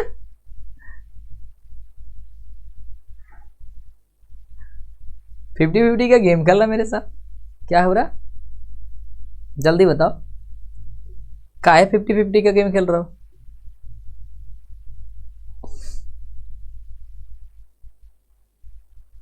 चलो ठीक है भाई, रहने देते हैं। कल के सेशन को बहुत धमाकेदार बनाते हैं, आज रहने देते हैं, ठीक है? मुझे लग रहा है तुम इतने क्वेश्चन को प्रैक्टिस करके तुम आ जाओगे। इतना क्वेश्चन भी पढ़ लेना, इतनी ये नहीं है, बहुत इंपॉर्टेंट है, ठीक है? 2 चैप्टर बाकी है, 2 चैप्टर का भी आप लोग को करा दिया जाएगा। लेकिन साइंस की एक बहुत बड़ी जो बीमारी है ना, वो साइंस की बीमारी को खत्म करने के लिए बहुत जल्द कुछ आपके लिए खास लेके आ रहा है, वो अभी बहुत जल्द आ जाएगा। और एक बार जितने बच्चे जो है ना वो डाउनलोड नहीं किए हैं, ठीक है? हाँ, अब जा करके 53% बच्चे कहे हैं, 3% बच्चे ज़्यादा कह रहे हैं कि सर क्लास को बंद कर दीजिए, ठीक है? और अभी तक जितने भी बच्चे जो है ना मंटू सर एप्लीकेशन जो है ना उसे आप डाउनलोड नहीं किए हो तो उसे कर लो, ताकि पीडीएफ जो तुम्हारी जो बीमारी है ना वो पीडीएफ की बीमारी खत्म हो जाएगा। भाई बार बार कमेंट कर करके जो है ना मेरा सर मतलब पक जाता है कि सर पीडीएफ नहीं है। मैं पीडीएफ बोलता हूँ कि यार दे दिया हो, और जो भी क्वेश्चन है मैं सारी चीज़ें वहीं से उठा करके वहीं से छांट करके लेके आ जाता है। जो भी क्वेश्चन डाला गया ना उस पर सभी के सभी इंपॉर्टेंट है भाई, सारे क्वेश्चन इंपॉर्टेंट है, ठीक है? तो यार आप उसे डाउनलोड कर लो, ठीक है? प्लीज़ रिक्वेस्ट है आपसे, और डाउनलोड कर लो और व्हाट्सअप से सब लोग जुड़ जाओ, ठीक है? एक बार व्हाट्सअप ग्रुप का लिंक पिन कर दो भाई, जितने बच्चे नहीं जुड़े हुए। और जितने बच्चे व्हाट्सअप में जुड़े हुए हैं वो एक बार अपने दोस्तों साथियों को भी बोल करके व्हाट्सअप में जो है ना उसको बोल दो ऐड हो जाने के लिए, और वहीं पे लिंक और पीडीएफ वगैरह भी जो वहाँ पे जो है ना मिल जाएगी। और जो तुम्हारी ये है परेशानियाँ है वो ख़त्म हो जाएगी। ठीक है, मैं पिन कर देता हूँ, ये रहा पिन। जितने बच्चे व्हाट्सअप से नहीं है व्हाट्सअप पे जुड़ जाओ, व्हाट्सअप पे फॉलो कर लो तो सारे बच्चे। अरे यार कौन सा चीज़ पिन हो गया यार, कुछ और पिन हो गया। चलो अब देखो पिन हो गई है। हाँ अब पिन हो गई है। अब व्हाट्सएप पे क्लिक करो और उससे ज्वाइन कर लो। फटाफट से सभी बच्चे फॉलो कर लो और अपने दोस्तों को भी उसे शेयर कर दो, उन्हें भी बोल दो फॉलो करने के लिए। ठीक है, यस। आज की क्लास को हम यहीं पे एंड करेंगे।